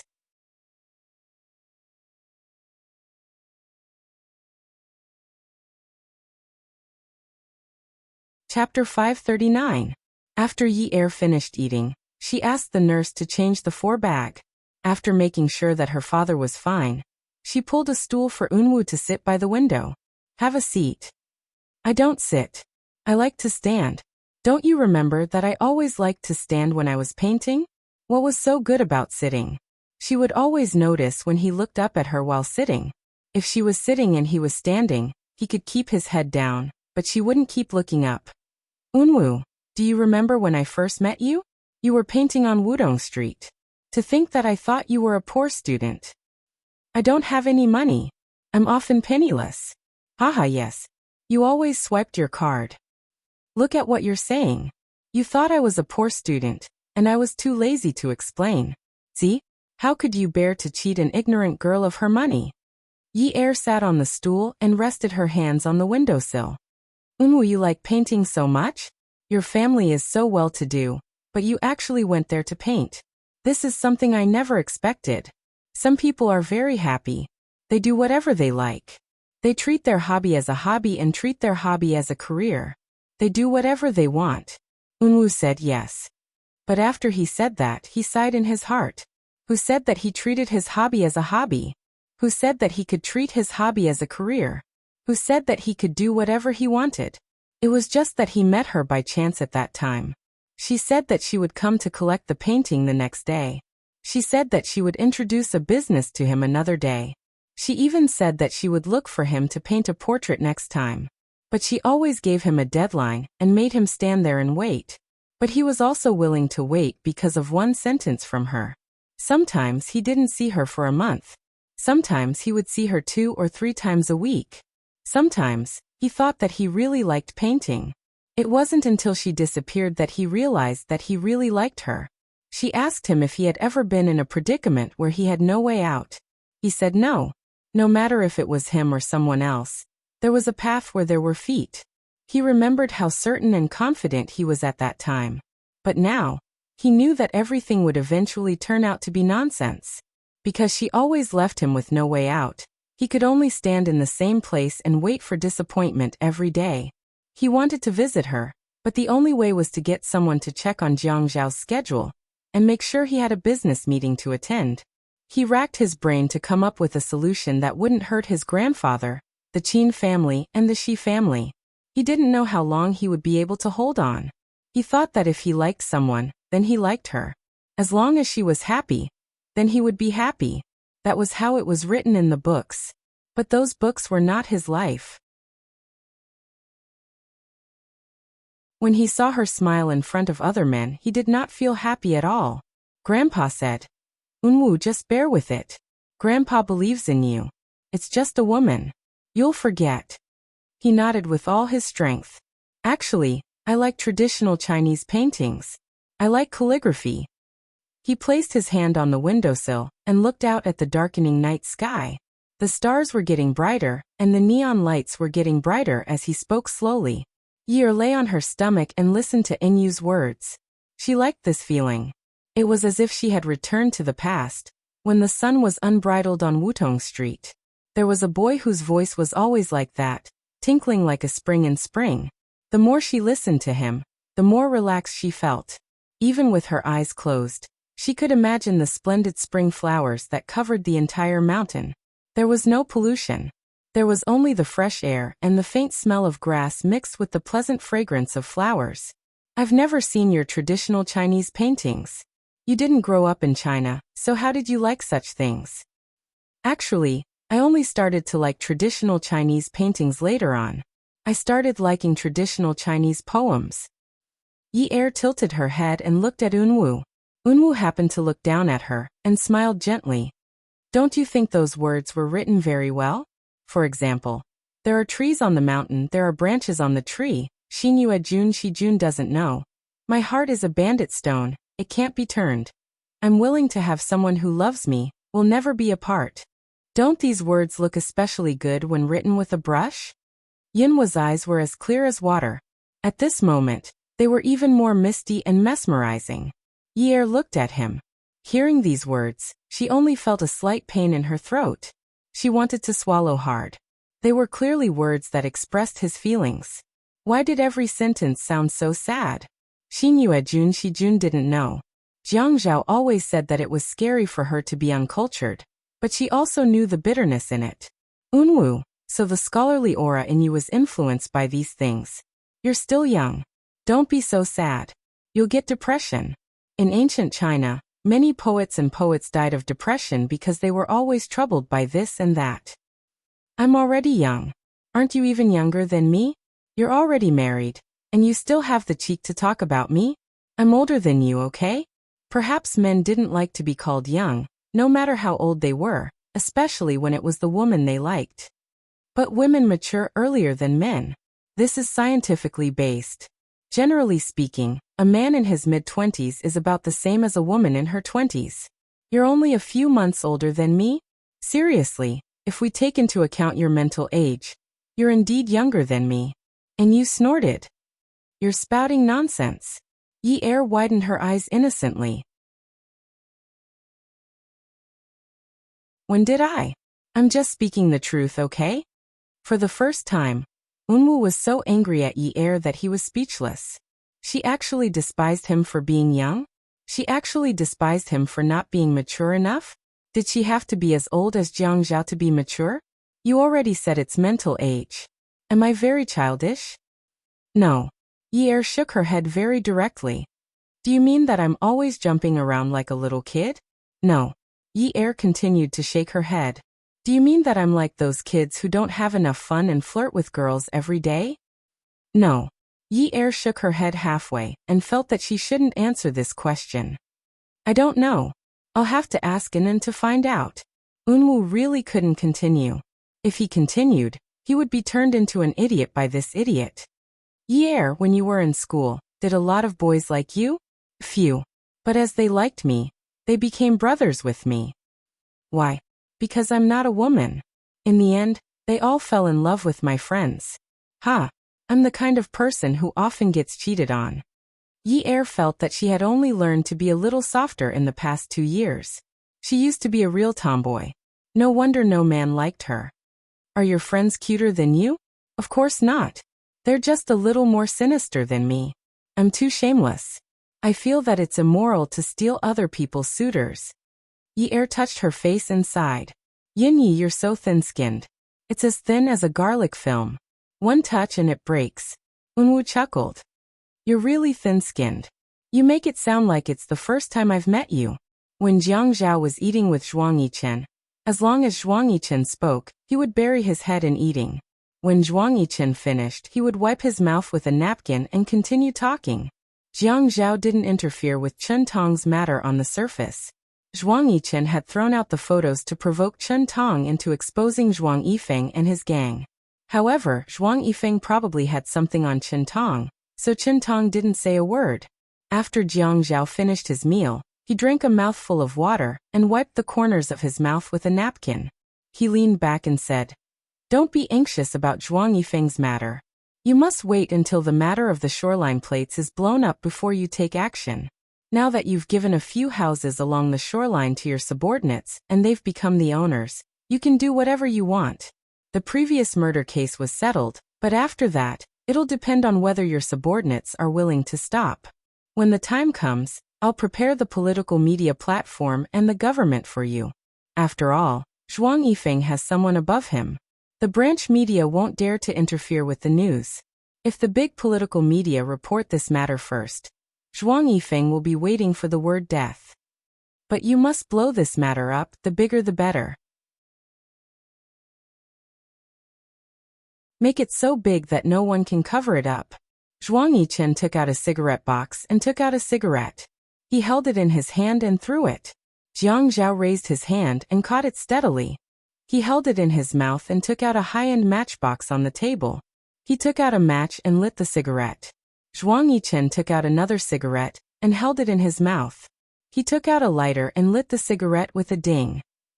He took a deep breath and exhaled the smoke. He narrowed his eyes. Brother Zhao, I've trusted you to make arrangements for Zhuang Yifeng's matter, but don't you find it tiring to keep waiting? You know that Zhuang Jingren was ruthless to the Yin family. I can tell that you really want to help Yin Hongwei get acquitted. Jiang Zhao exhaled the smoke from his mouth. He watched the smoke in front of him fade. He knew that Zhuang Yichen only wanted to get rid of Zhuang Yifeng as soon as possible. How could Zhuang Yichen be so kind as to think about his father-in-law's matter? He furrowed his brows and said in a low voice, Yichen, everything has to be prioritized. Right now, the threats are in a mess. There are some hidden reefs that I haven't even noticed. You can tell that Chen Tong is clearly a puppet in front. If you start with Chen Tong and kill Zhuang Yifeng now, our relationship will be exposed. So I'm telling you to handle it separately. Chen Tong will just think that you want to ask for benefits from him. If something happens to Zhuang Yifeng's plate along the coastline, if the political media reports it, Chen Tong will definitely be in the same boat as you. Zhuang Yifeng will never think that you have me behind you. He will only think that Chen Tong betrayed him. And once Zhuang Yifeng is done for, Chen Tong will have a broken leg. It will be much easier to deal with him. Zhuang Yichen smiled helplessly and shook his head gently. When he smiled, he gave off a feeling of elegance. Brother Zhao, now that you've been picked up by your father-in-law, there's no need to rush at all. You can do it slowly. I'm sitting on the stove every day. You can't think about me at all. We'll both win this matter. Jiang Zhao raised his handsome chin slightly. His confidence was evident in his words. It's just that we can't be too hasty. If we mess up, we don't know what the consequences will be. Let's just follow the plan. Jiang Zhao left first. Zhuang Yichen went to Peerless Beauty. As soon as he entered Zhaojun, Xiaoye stood up from the sofa. She didn't say anything and just stared at him with resentment. Zhuang Yichen smiled and walked over slowly.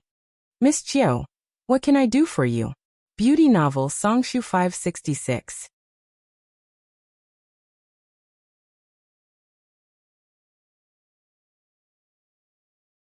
Chapter 540. Zhuang Yichen, what's the meaning of this? Why are you looking for me? Zhuang Yichen didn't answer her question. When he asked, he had a cold smile on his face. He sat on the sofa, crossed his long legs, and shook them gently.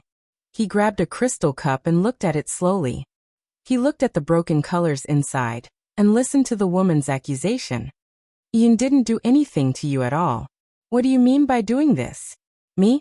What did I do? Zhuang Yichen didn't seem to be in a bad mood, but his voice was a little deep. What do you want to know by coming here? Why did you let him get into a car accident?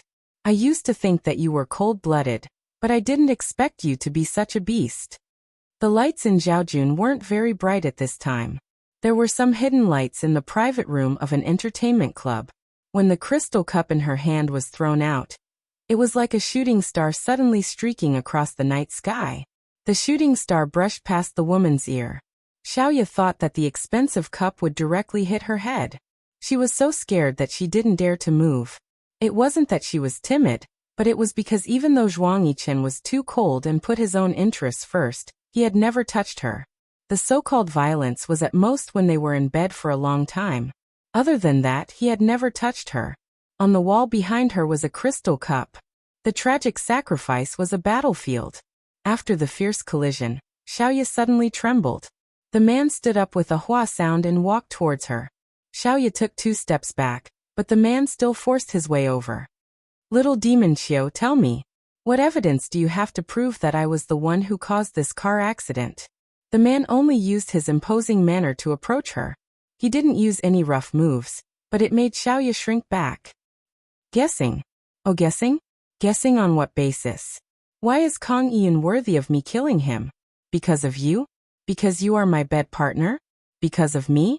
Or do you think that I need to care about your past with him? You. Xiaoye nibbled on her lips. She had always dressed in bold, novel, sexy and trendy clothes. There was nothing she didn't dare to wear. As long as she felt it was not bad, she would try it on. She liked to package herself in a very gorgeous and enchanting way. She liked to attract everyone's attention. Her short hair was black and glossy, and her tight waist was wrapped around by the tight skirt. The anger and fear in her eyes had yet to dissipate when the man pinched her waist. What about you? Qiu Xiaorao, you should know your place. Who are you to me? Would I kill Kang Yin for you? You think too highly of yourself. Then why are you still pestering me when we already agreed to break up? Xiaoye was a straightforward person. Perhaps she had never been so straightforward with Zhuang Yichen before. She had always only called him boss. She felt that he was her boss. He supported her without caring about the cost. All she could do was sleep with him. From the bed to the floor, to the bathroom, to the balcony, everything was her work. At this moment, her straightforwardness made Zhuang Yichen chuckle. Others said that Zhuang Yichen's smile was mesmerizing, but Xiaoye felt that she was immune to it. It was just that he looked better when he didn't smile. Anyway, she often saw him smile. Whether it was mockery, teasing, playing, or pranking when he kicked her off the bed, he always smiled. However, she also knew that when he smiled, the words that came out of his mouth wouldn't be pleasant, just like now. Break up? So what? He was still forcing her to retreat. She was like a little chick that couldn't fly in his hands. As long as this eagle was interested in catching her, she wouldn't be able to escape. He lowered his head and bit her earlobe. He was still chuckling softly. Huh? Have you forgotten what I told you before? I'm a clean freak. If I suddenly change the woman I sleep with, I always feel that it's not clean. So, when I need it, I'll choose a more convenient one. How about this reason? Xiaoya bent her knees, but the man's legs clamped tightly. Let go. I already said that I want to be with Kang Yiyun. I'm already with him. I'm not clean either. Don't touch me in the future. Is that so? The man asked softly. There was a luxurious beauty leaning on the side of the huge rear projection TV. Something similar to a sofa was always their favorite place for foreplay. It was thick, soft, and cramped. They wanted to enjoy it but couldn't roll around freely.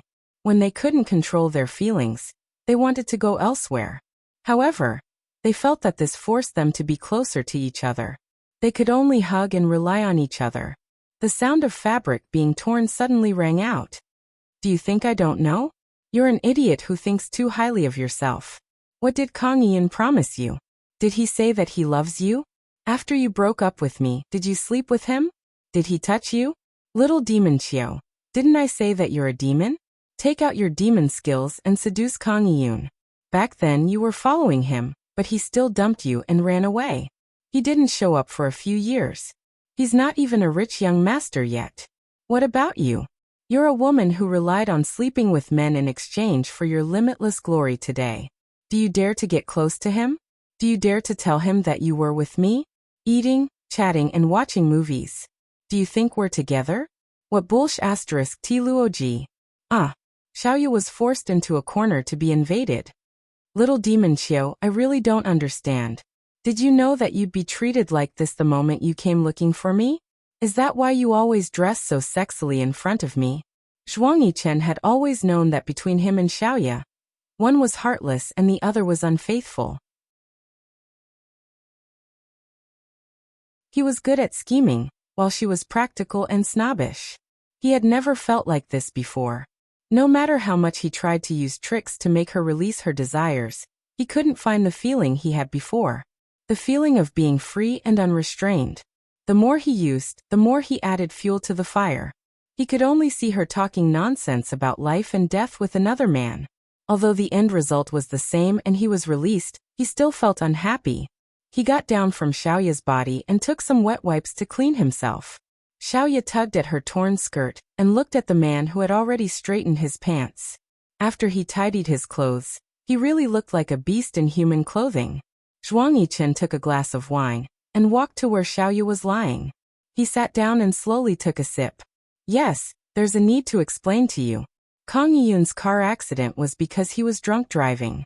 He changed lanes and drove in the opposite direction. Don't tell me you think that I made him drink and drugged him to drive like that? Xiaoya was so angry that she was trembling. Why didn't he explain earlier? Now that he had completely devoured her. He wanted to explain? Find me a set of clothes. Why should I? Zhuang Yichen raised his eyebrows. Because we broke up? Just now I had sex with you. Zhuang Yichen lifted the torn fabric on the woman's chest again. The peach blossoms were so tender and beautiful. It was so tempting. TSK. He clicked his tongue. Zhaojun is my private room. The women who come in are either here to entertain my friends, or to entertain me. Don't tell me you think that this cafe is just for us to chat. You're not a man. My sexual orientation is very normal. Why shouldn't I have sex with the women who come to entertain me? Am I as stupid as you? F***CK. Ha, you know how to curse. I like it. F***CK? You mean you want to do it again? Get lost. Xiaoya tidied her hair and sat up. She put on her high heels and was about to leave. Why? Are you going out like this? If this is the only way out, then let's go out like this. Zhuang Yichen continued to drink his beer. Oh, there are a lot of customers now. You have to be careful of perverts. Drunk men will not be able to control themselves when they see attractive women. What if they get F***ked? It doesn't matter. The men who can come here are either rich or respectable. Getting a rich man to buy me some clothes is a good deal. Anyway, I'm a woman who relies on sleeping with men to have a halo. It doesn't matter who I sleep with. It was not that she was not upset. This man who had slept with her for almost 4 years had always been so cold-blooded. Just as her hand reached for the doorknob, she was scooped up by the man. Her skirt was pushed up, and her long legs were spread apart. Just like that, she was lifted up and placed on the man's strong waist as he carried her to the indoor elevator. She punched him. Let go of me. The elevator door opened. Zhuang Yichen walked in and rubbed her butt. Didn't you say that it doesn't matter who I sleep with? It doesn't matter who I sleep with. Tonight, if you sleep with me, I'll buy you clothes, haha. Damn you, Zhuang Yichen.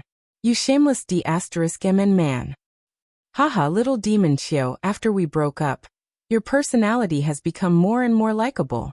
After we sleep together tonight, let's break up again and continue tomorrow. After Jiang Zhao and Zhuang Yichen parted ways, he drove to the hospital.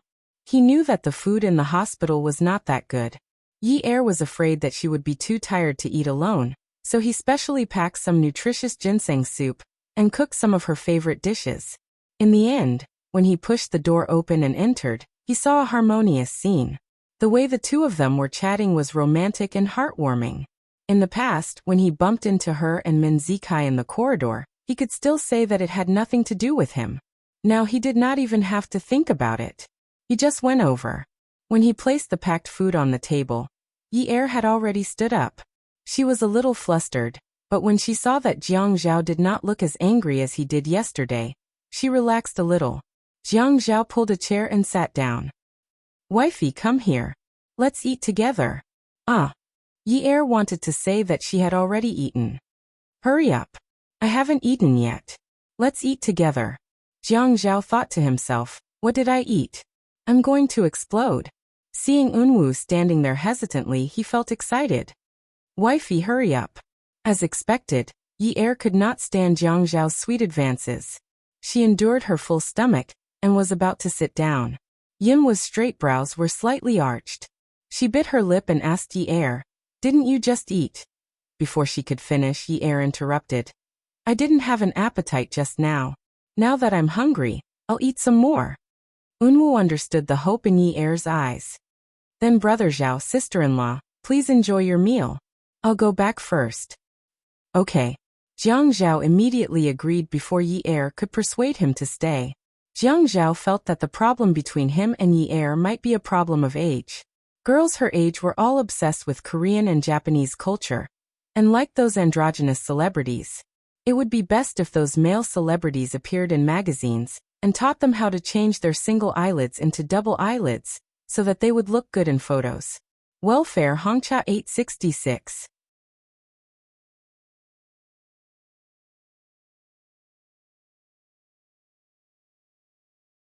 Chapter 541.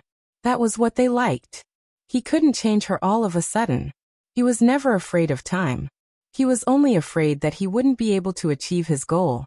Perhaps he should go and find a few Korean soap operas that were just right for him to watch and analyze the thoughts of little girls from the root. Is it good?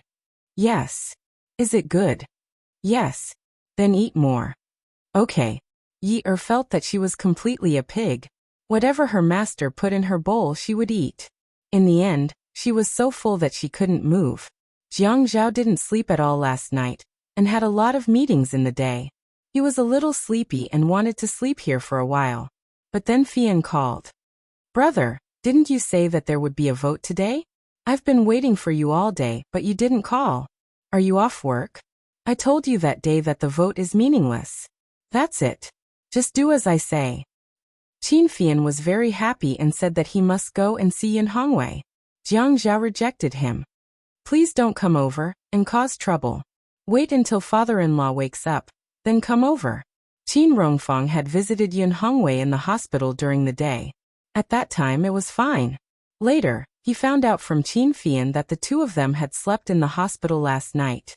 He immediately got angry and rushed to the hospital. Get a better nurse. If I lie there one day, you are not allowed to watch over me like that. Jiang Zhao has to work during the day and Yi Er has to take care of her body.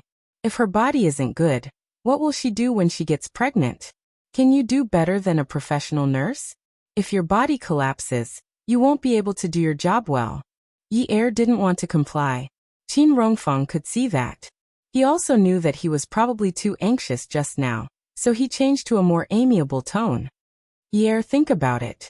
If you don't want to go back, Zhao Zhao can only stay here with you. How can he go back alone? What will others say about him? Don't think that he is just a deputy mayor. He has a lot of things to do. As a wife, you should think more. We've talked to everyone in Hongwei's hospital. It won't be worse than you staying here. You should take good care of yourself now. After a while you can give birth to twins for our family. At that time, one of them will be surnamed Jiang, and the other will be surnamed Qin. Hongwei will be happy to see that. If you collapse from exhaustion, when can I hold my great-grandson? Yi Er also felt that this was right.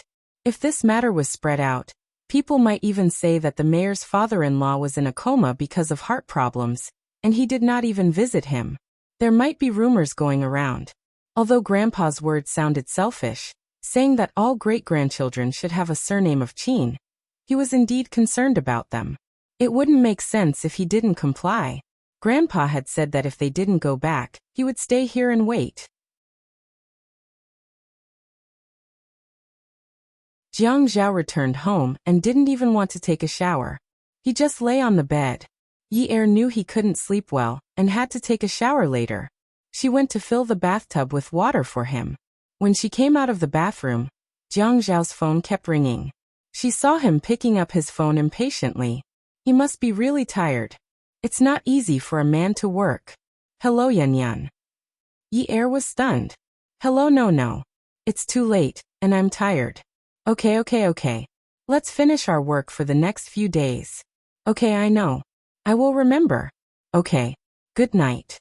Yi Er saw Jiang Zhao answering the call with his eyes closed, and then throwing his phone away. She was pissed again. That tone of his was really annoying. It was as if he had to listen to that woman. She rushed over to Jiang Zhao and pulled him. Get up. You're so dirty. Go take a shower. Honey, I don't want to take a shower today. I want to sleep. Shower. You owe me tonight. I'll do it 3 times tomorrow night, okay? You won't starve. Jiang Zhao still had his eyes closed. He frowned and just wanted to sleep. Yi Er paused. Owe me tonight? Did he mean that she wanted him to take a shower because she wanted to do something? Or was it because he was so tired today because he did something outside? So he didn't have to pay for his food today? No. She mustn't think too much. Seeing is believing. Hearing is false. What's more, she imagined it. She mustn't make wild guesses. But she was still worried. While Jiang Zhao was sleeping soundly, she started to unbuckle his belt. Jiang Zhao felt that his wife was quite considerate. She even knew to unbuckle his belt for him so that he could sleep more comfortably. Good wife. But there was something wrong with his good wife. He felt that his belt was unbuckled, but his pants didn't go down. His panties were unbuckled. He closed his eyes but didn't want to open them. He kept thinking. What was he doing? A new trick? No way, honey, I already said that I'm very tired today. I didn't sleep last night, and today, in order to earn some money, I've been an old cow all day. You should at least let an old cow rest. Although I'm not old, and I'm a strong cow, and it's okay to do it once, we still have to ensure the quality, right? We can't just close our eyes and go in and out, right? Yi Er was checking. She was furious. It wasn't the panties from yesterday. She knew that he went home to take a shower and change his clothes. The panties must have been changed too. Then, if he did it with the Ouyang Yan outside, did the panties change? Was the Ouyang Yan's panties the same as the one at home? The panties were quite clean. She checked the key parts from top to bottom, inside and out. It was quite clean. But if it was an affair, how could she tell? Jiang Zhao felt that although this didn't seem like a new trick, why did the other party suddenly have no reaction? What was going on? What happened in between? He lay on the bed and opened his eyes. He saw the woman sitting cross-legged beside him. Her face was confused and ignorant. She was like a child who was curious about everything. She looked at his key parts purely. Cough. Pure. Pure. What? She actually dared to look at him so purely. This was too much. Where could he put his face? She actually dared to look at him with such pure eyes. Was she asking for a beating? Yingyi, what do you want to do? The man sat up angrily. When he sat up, he felt a bit uncomfortable. Why was he uncomfortable? Because the panties were a bit small. It wasn't just a bit small. The position wasn't right. Although they were husband and wife, when he thought of her pure and harmless eyes, he felt that the atmosphere was not right. What did she mean? She looked at him like that and didn't have any impulse? He was her husband. They slept together every night. She stripped him. She was naked, but she didn't have any impulse? Shouldn't there be some kind of lust, some kind of burning reaction? Shouldn't she be blushing and having an embarrassed expression like before? She should be a bit shy and swallow her saliva a bit, right? How infuriating. Too much of a failure. Too much of a failure. No, she wasn't like this in the past. She was very strange today. Very strange. Was it related to Shi Unwoo? So she started to like those pure-looking little boys? She dared. If she dared, he would kill Shi Unwoo. He didn't care about the bullshit friendship of the previous generation. Yi-er stared blankly. Me. She stretched out a finger and pointed at her nose. Her face was as if she had just woken up from a dream. Of course it's you. What do you mean? What do you want to do? Jiang Zhao straightened his face and shifted his butt. It was uncomfortable. Taking off his pants was too immoral. He wanted to take it off but didn't want to take it off completely. What was the meaning of taking it off halfway? I don't want to do anything. Yi-er looked at Jiang Zhao's angry face and was a little scared. Did he hate it when she investigated him? She accidentally glanced at the part of his underwear that couldn't be covered by his waist and swallowed even more. I don't want to do anything. Really don't want to do anything. Jiang Zhao vomited a big mouthful of blood in his heart. His internal organs were bleeding profusely. He was so angry that he almost died. She really didn't want to do anything? F***ck, he was a handsome man with a model's body, and she actually didn't want to do anything with him. She actually dared to not want to do anything. No. She had to do something. Yi-er couldn't tell what the man in front of her wanted to do at that moment, but there was a hint of viciousness in his eyes. There was a hint of wretchedness in his seriousness and a hint of darkness in his brilliance that made her heart tighten. Damn, was this the legendary hooligan? Wifey, you really don't want to do anything? I don't want to. Really? Yi-er looked at the man's actions and gritted her teeth. She threw caution to the wind and pulled at her collar. No.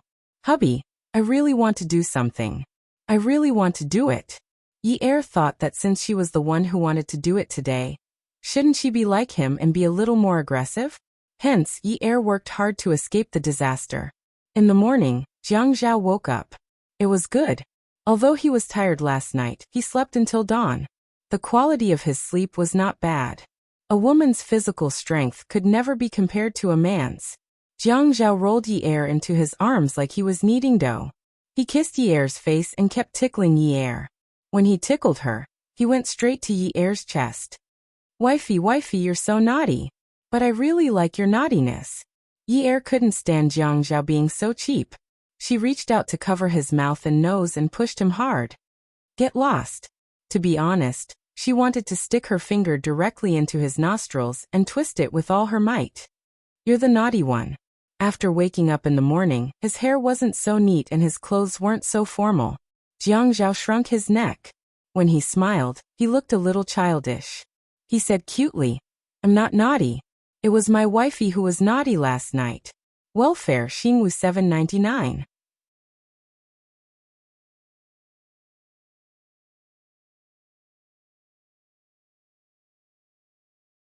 Chapter 542. Yi-er pulled the blanket over her head and wrapped herself up tightly. The voice that came out of the blanket sounded like a giant mosquito buzzing. Jiang Zhao, get lost and go to work. I don't want to see you anymore. I don't want to see you anymore. I don't want to see you anymore. You're a pervert. Ah. Jiang Zhao happily went to pull Yi Er's blanket but couldn't find any seams. He stretched out his arms and hugged the person who was wrapped up in the blanket. He said in a frivolous and aggrieved manner, "Don't be like this. If we're not family, we won't enter the same house. It's all because of your perverted behavior. You've led me astray." Yi Er flung the blanket away and was shocked. "What? I've led you astray?" Jiang Zhao nodded innocently. "Yes. Look at you last night. Just thinking about it makes me blush. You pervert. You still dare to talk about last night. Say it again. Say it again." Yi Er picked up the pillow and hit this pervert to death. "Pervert. Wifey, I'm a playboy. You're the pervert. Don't say the wrong thing next time. Be good." Hugging the woman who was so angry that she couldn't find her bearings, Jiang Zhao felt that this Yi Er was really great. Kissing her felt like kissing a ball of honey. Jiang Zhao buried his head in Yi Er's chest and took advantage of her. After a while, he still looked delicate. "Wifey, you did so many perverted things to me last night. I'm exhausted. Make me some breakfast to replenish my energy.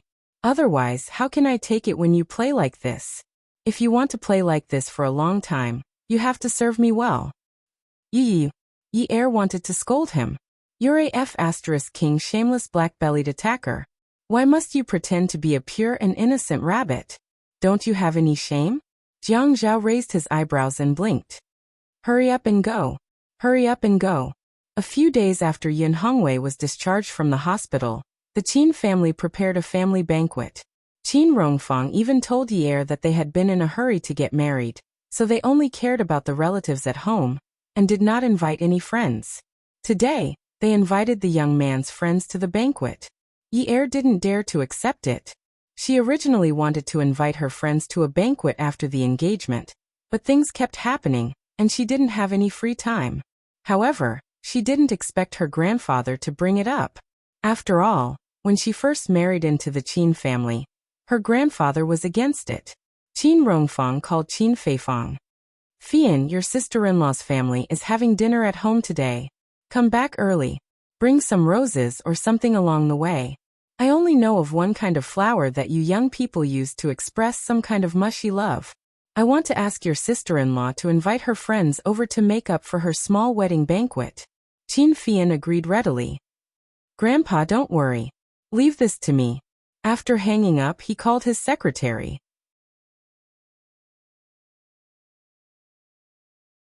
"Beauty, help me order some flowers. I want bright red roses. Get the florist to make them into a heart shape. The more auspicious, the better. It would be best if it means something like for life, or to grow old together. Do as you deem fit. Handsome, do you have a tip?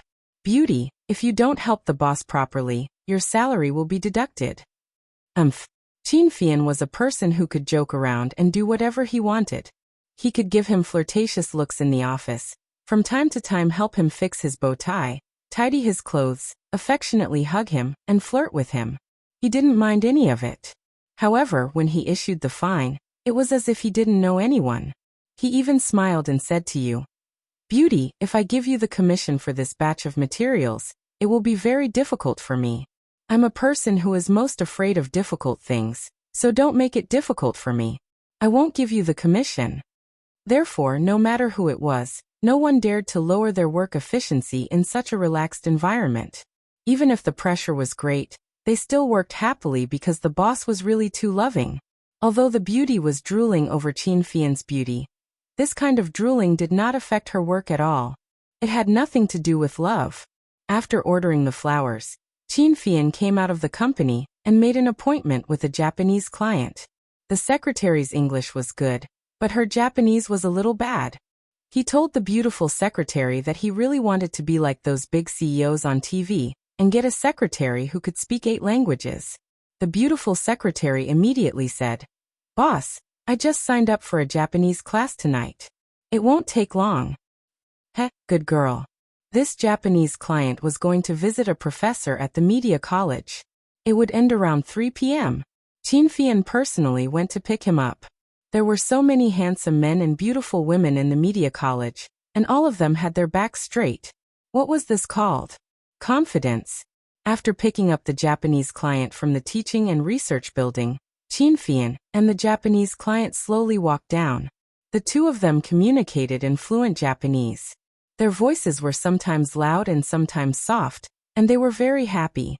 Xiaqian rode her bicycle all the way. She was wearing a small checkered shirt and a light-colored sweater. With her small fluffy hair, she looked like a fresh and cute little girl. She rode very slowly and looked to the side as she rode. Where were the keys? Where were the keys? Classmate, have you seen a bunch of keys with a doryman hanging on it? No. Beauty, have you seen a bunch of keys with a doryman hanging on it?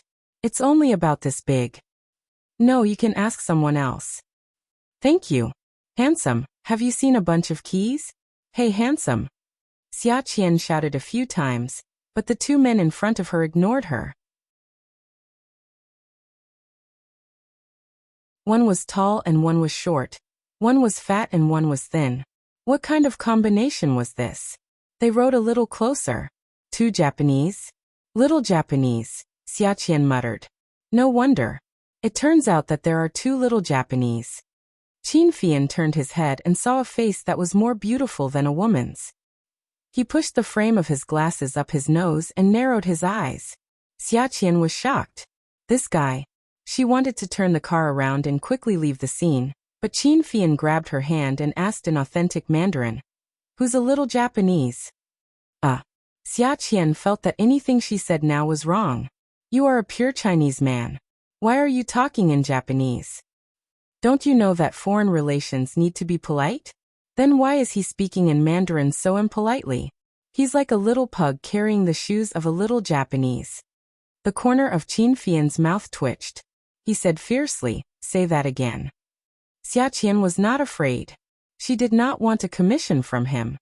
You want to translate for that little Japanese? The little Japanese walked over and nodded politely. His Mandarin was not very standard, and sounded like it was mixed with rice. Miss, there's no need to translate. I can understand Chinese. Also, miss, we are in the great Japanese Empire, not little Japan. It's not small, not small. Xiaqian chuckled. Since Qin Fian refused to let her go, she would not let him go. Haha, Mr. Little Japan, we are talking about the size of China. We are using the square of the territory to calculate it. If we are too embarrassed to add the word big in front of China, you should be more modest, okay? The little Japanese laughed awkwardly. He understood the meaning of modesty, but Xiaqian's words made him a little unhappy. Qin Fian wanted to appease the little Japanese. When Xiaqian saw that Qin Fian had let go of her, and was chatting with the little Japanese, she immediately stepped on the pedals, and the bicycle flew away. Yi Er called her friends one by one. Zhengling, the only friend she had in the past, asked her to bring her boyfriend Lu Cheng. She invited her friends, Xiaoya and Xiaqian. She shamelessly said, "Well, Sister Xiaoya, this is my makeup wedding banquet. As for the red packets, you can give as much as you want." Xiaoya was looking for ingredients, and was not satisfied with any of them. "Okay, I'll give you 200 yuan. Good things come in pairs. I'm hanging up, I'm busy." "Chiao Xiaoya, you bastard." She called Xiaqian. "Qian, I'm having a makeup wedding banquet. Don't forget to give me a red packet." Xiaqian had just parked her bicycle, and was panting heavily. She was so tired that she started to climb the stairs while panting. "Yinyi, do you have any shame? You have the nerve to say that this is a makeup wedding banquet. Think about it yourself. Did you do something immoral?" Yi Er was stunned. "Did I invite the wrong person?" Xiaqian said. "Think about it yourself." "What do you mean by a makeup wedding banquet?" When you got married, my sister and I put in a lot of effort. In the end, you just greeted us and didn't even invite us." "Humph." Yi Er's eyes widened. "Xiaqian, don't talk nonsense. I told you at the time that we only invited our relatives and elders. We didn't invite our friends from both sides. I'll invite them next time." How did this matter become her fault? Moreover, at that time, everyone was very understanding. They all said that it was fine, and that they should first appease the family. After all, they got married too quickly, and it was incomparable to other people who had prepared for a few months. Xiaqian was tired from climbing and took a break. That's right. Marriage is for a lifetime, and you have the nerve to ask for a next time. You invited us to dinner to ask for forgiveness. Let me tell you, you didn't treat us as friends at all. You hurt our sincere feelings for you, and you still have the nerve to ask for a red packet. My sister and I helped you so sincerely, but did we ask for a red packet? Did we ask for one? How can you say something so hurtful? Why are you such a woman who only cares about money and not people? Xiaqian said sincerely. Yi was so angry that she stomped her feet. Hey Xiaqian, you're digressing. What are you digressing about? Yunyi, let me tell you, we'll settle the score at the wedding banquet slowly. You hurt my sister and my feelings, so we have to make things clear. I've never seen a friend like you. Others treat you as a friend, but you treat them as if they're at your beck and call. Yi held the phone and interrupted Xiaqian, not allowing her to say anything else. If she did, she would say all kinds of nasty things. Xiaqian, I don't want your red packet anymore. F***ck. You make it sound as if I had betrayed my country. Is it that serious? Xiaqian laughed heartily. Hey, where are we eating? Are there any dishes I like? Let me tell you, what do I like to eat? Okay, stop talking. I'm annoyed just listening to you. My husband will send someone to pick you up later. Bring whatever you like. If there's nothing you like, I'm hanging up. Yi hung up the phone. What sisters? Are there any sisters who are so petty?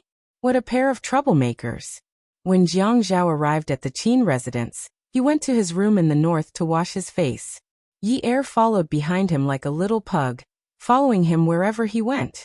After Jiang Zhao finished washing his face, Yi handed him a towel. When Jiang Zhao came out of the bathroom, Yi followed him all the way with her mouth propped up. Jiang Zhao turned around and hugged Yi. He lowered his head and started nibbling on her neck. Honey, don't be like this. Don't be like this. The banquet is about to start. If you're not satisfied, we won't be able to finish it in such a short time. Let's talk about it when we get home tonight.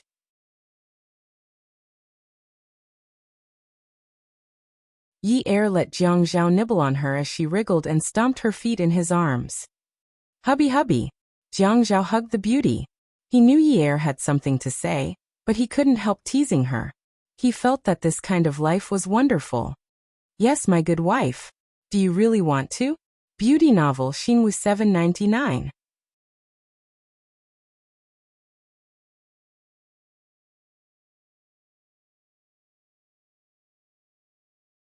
Chapter 543. Hubby, I didn't get a red packet.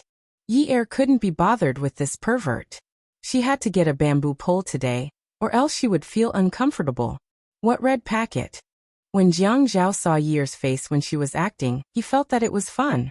Look, this little actress with good acting skills could really develop into the film and television industry.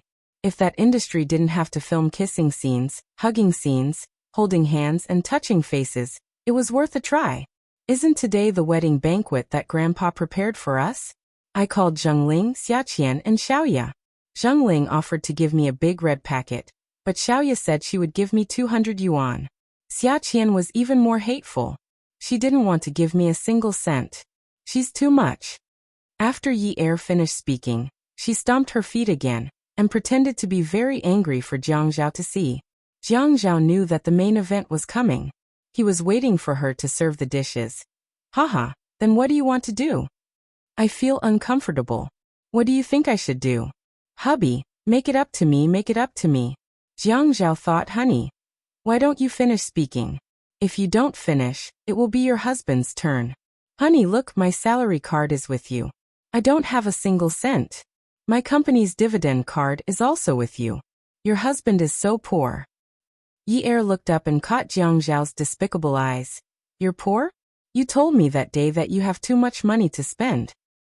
Yes, do you want to spend it all? Isn't my money your money? Yes. Yi understood a little. Her husband's money was her money.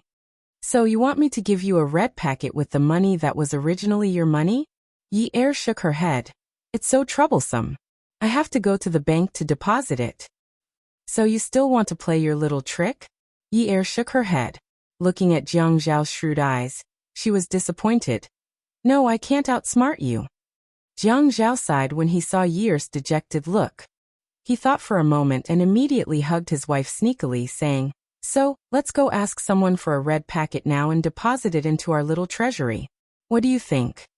Yi's eyes lit up when she heard this. Thus, the bastard couple began to discuss how to extort a red packet. Jiang Zhao thought that it was not advisable to ask for a red packet, but his wife wanted to accept a red packet today, so he had to find a safe one. Otherwise, something would happen. Thus, he called Zhuang Yichen. In front of Yi's hopeful eyes, he said, Yichen, Grandpa helped me and Yin Yi to make up for our wedding today. Yi actually invited Qiu Xiaoya. She even told me that you couldn't come, and had to invite Sister Xiaoya. One of the two of you had to come. What do you think is going on? Is she so smart that she could tell that you two are a couple? Yi was very excited when she heard this. Wow, hubby, you are so sinister, so sinister. You actually schemed against Zhuang Yichen. Men love to save face, so they definitely won't lose face. Zhuang Yichen listened to the phone, and felt that something was wrong. Jiang Zhao was not usually like this. Today it was too obvious. His tone was also not right. If he was not familiar with the other party's voice, he would definitely think that a group of scammers had come to scam him. But for it to be so obvious, there must be a reason, right? Brother Zhao, it's really inconvenient for me to attend your wedding. Just like Grandpa Qin's birthday, I could only send some crystal cups through Fian. How about this? I'll ask Xiaoya to bring a congratulatory gift over tonight. Congratulations on your marriage. Jiang Zhao looked at Yi and proudly shook his head, indicating that he had succeeded. Seeing Yi clapping her hands in excitement, Jiang Zhao's heart was blooming with flowers. He pretended to be awkward and said into the phone, How could I do that? Zhuang Yichen was also a smart person. He more or less guessed what was going on. He laughed loudly and said, If you say that I'm sorry again, your motive is too obvious. Haha, you know me best, Yichen. Yi hugged Jiang Zhao's arm and blinked her eyes as she asked, Hubby, how much will this bring in? I'm not sure. Last time, at Grandpa's birthday, all the crystal cups that he prepared were about 1 million. Yi let out a big breath. Good Lord, this was a big deal. Isn't this gift too extravagant? That's not too good, right? Haha. Yi suddenly thought of something and sat up straight. She looked straight at Jiang Zhao and was a little frightened. Hubby, let's not accept his red packet. It's too big. It's so scary. If someone investigates in the future, and your job is so sensitive, no, let's not accept it. Jiang Zhao tidied Yi's hair by her ear. It turned out that she was so worried about his future. It's okay. Qiu Xiaoya sent it over. It's not a big deal. Besides, I've never helped Qiu Xiaoya with anything. Besides, I've never accepted bribes. I don't care about money. It's just that you feel like receiving red packets. I'll give it to you to satisfy your craving. The next time Zhuang Yichen gets married, we'll just send it back. This is just a friendship. Yi nodded. She thought about what had happened at home a few days ago and Jiang Zhao's character. As long as she was obedient, Jiang Zhao would treat her very well. He would not care about her family and a bunch of burdens. He enjoyed the feeling of being looked up to by a woman. Suddenly, she felt a little sad. Hubby, let me tell you. Dad used to be very good to Mom. Whatever Mom wanted, Dad would give her. But now Mom still treats him like this. She even made him so angry that he had a heart attack and almost lost his life. Don't listen to me all the time. You will spoil me. If you spoil me, I will become bad in the future. Jiang Zhao looked at Yi's bright eyes.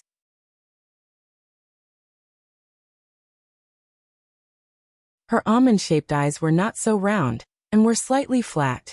She looked sly, but the light in her eyes was not sly at all. She was very serious, as if she was talking about something very important. Don't worry. I won't listen to you. I'll control you tightly and not let you learn bad things. If you dare to learn bad things, I'll catch you back, tie you up, and forbid you from going out. Then I'll get rid of your bad habits bit by bit. Don't make it sound so scary. Don't make it sound so scary. It's so scary. Since you like to live in fear like this, I'll fulfill your wish. There were actually not many people at the banquet. Jiang Zhao had a lot of friends. Rather than calling them friends, it was better to call them partners. Even if he only invited one person, the entire building would soon know that he was inviting a guest. Of course, there would be no lack of red packets. Yi Er received so many that her hands went limp, but she still felt uneasy. Jiang Zhao said that it was fine. These were all legitimate. If there were too many, they could just return the favor. He was not afraid of these things. Yi Er was also not afraid when she was in a wealthy family. But she knew that Jiang Zhao was in the government, and that there were some things that he should pay attention to. In the past, when she celebrated birthdays and New Year's, she did not feel anything when receiving red packets. But now, her state of mind was completely different. It was this man who was too calm. Xia Qian got out of the car that Jiang Zhao had sent. When she got out of the car, the driver leaned against the car window and took deep breaths. Then he opened the car door and ran to a tree root to retch violently. The security guard at the door felt like vomiting when he saw this. Xia Qian carried a small craft paper food bag and asked the security guard, "Where can I find Yun Yi and Jiang Zhao?" The security guard looked at the craft paper bag in Xia Qian's hand and did not dare to cover his nose. After all, young Master Zhao had sent someone to pick her up. He did not dare to offend her. "Miss, wait a moment. I'll get someone to bring you over." Xia Qian was led all the way to the restaurant. When she saw Yi Er and Jiang Zhao coming over, she opened her backpack and took out a red packet and stuffed it into Yi Er's hand. 1888. Keep it well. This is all of my savings. Luckily, my sister is usually generous to me. Otherwise, 188 is not a small amount. If you dare to think that it's too little, we'll break off our friendship. I made a bad friend. You want a red packet, and you want me to bring delicious food. After saying this, she opened the craft paper bag and threw a piece of stinky tofu into her mouth. She smacked her lips and ate with relish. Yi Er was quite touched. Xia Qian had a sharp tongue. Her red packets were incomparable to those of Jiang Zhao's friends and those of Zheng Ling, who owned a photography studio. However, for a student like her, it was already a lot. She didn't have to accept the red packets, and she would give them back to Xia Qian when she had something to do in the future. However, the feeling was indescribable. But even if she was touched, she could not resist the smell of the stinky tofu. It was too much. Enemies were bound to meet on a narrow road. Xia Qian was a guest. No matter how smelly the stinky tofu was, no one would say anything about it. After all, educated people knew how to respect others, even on the surface. If it was any other time, Qin Fian would definitely endure it. After all, stinky tofu was also a type of food, and no one could stop anyone from eating it. However, this piece of cement was not pleasing to his eyes, and he was even invited here. Wasn't this a bit too unlucky? He exaggeratedly pinched his nose and began to vomit. It's too smelly, too smelly. Then he looked at Xia Qian. Have you not bathed in a few years? Why are you so smelly? Xia Qian was an idiot, but she was not really an idiot. It was just that at first glance, her expression and the way she did things were very idiotic. It was Yi Er who asked her to bring her favorite food. She was an idiot and should not bring her favorite food at such an occasion. This was because although she worked in the media industry, all the stinky girls in her dormitory liked to eat stinky tofu. As long as the stall on the roadside started to sell oil, all the stinky girls in her dormitory would go and do a big job. Therefore, in her mind, stinky tofu was a good thing. It was a delicious thing. She had temporarily forgotten that stinky tofu had always been a taboo in such a prestigious and wealthy family. Later on, she also noticed everyone's expressions. However, since she had already come in, if she were to lose it, wouldn't it make her seem like she had no integrity? Was the food that rich people ate high-end food? Besides, her sister did not say anything. Although there was no need for Xia Qian to stand up for Yin Hongwei, Jiang Zhao knew that Xia Qian and Yi Er got along well. Xia Qian was also a guest invited by Yi Er. Regardless of the size of the red packet, it was still Yi Er's face. If Qin Fian gave Xia Qian any face now, then the one who would lose face would be Yi Er. If Yi Er lost face, it would be the same as losing face for Jiang Zhao. Fian, Miss Xia is a guest. Qin Fian pretended not to hear. Last time he was called a woman by this woman. Today he was called a Japanese. Faced with Qin Fian's ridicule, and knowing that Jiang Zhao wanted to help her out, Xia Qian did not accept it. Brother Zhao, just eat properly and take good care of Yi Er. Xiaoye didn't take Xia Qian seriously at all. She even chatted with Yi Er as if Xia Qian wasn't her younger sister at all. She had the attitude of a little scattered immortal who would fend for herself if there was a war. However, Yi Er completely understood her attitude. She tugged at Jiang Zhao. Hubby, don't worry about them. Let's eat our food. I'm almost used to that smell. Welfare, Xin was $7.99. That you're tuning in to the Li Mei's Wuxia Whispers YouTube channel. We're so grateful for your support, and don't forget to subscribe to join us on this incredible journey through captivating stories. Your generosity through donations truly makes a world of difference, as it's the primary source of revenue that allows me to expand and enhance this channel for you. Thank you from the bottom of my heart for being a part of this adventure.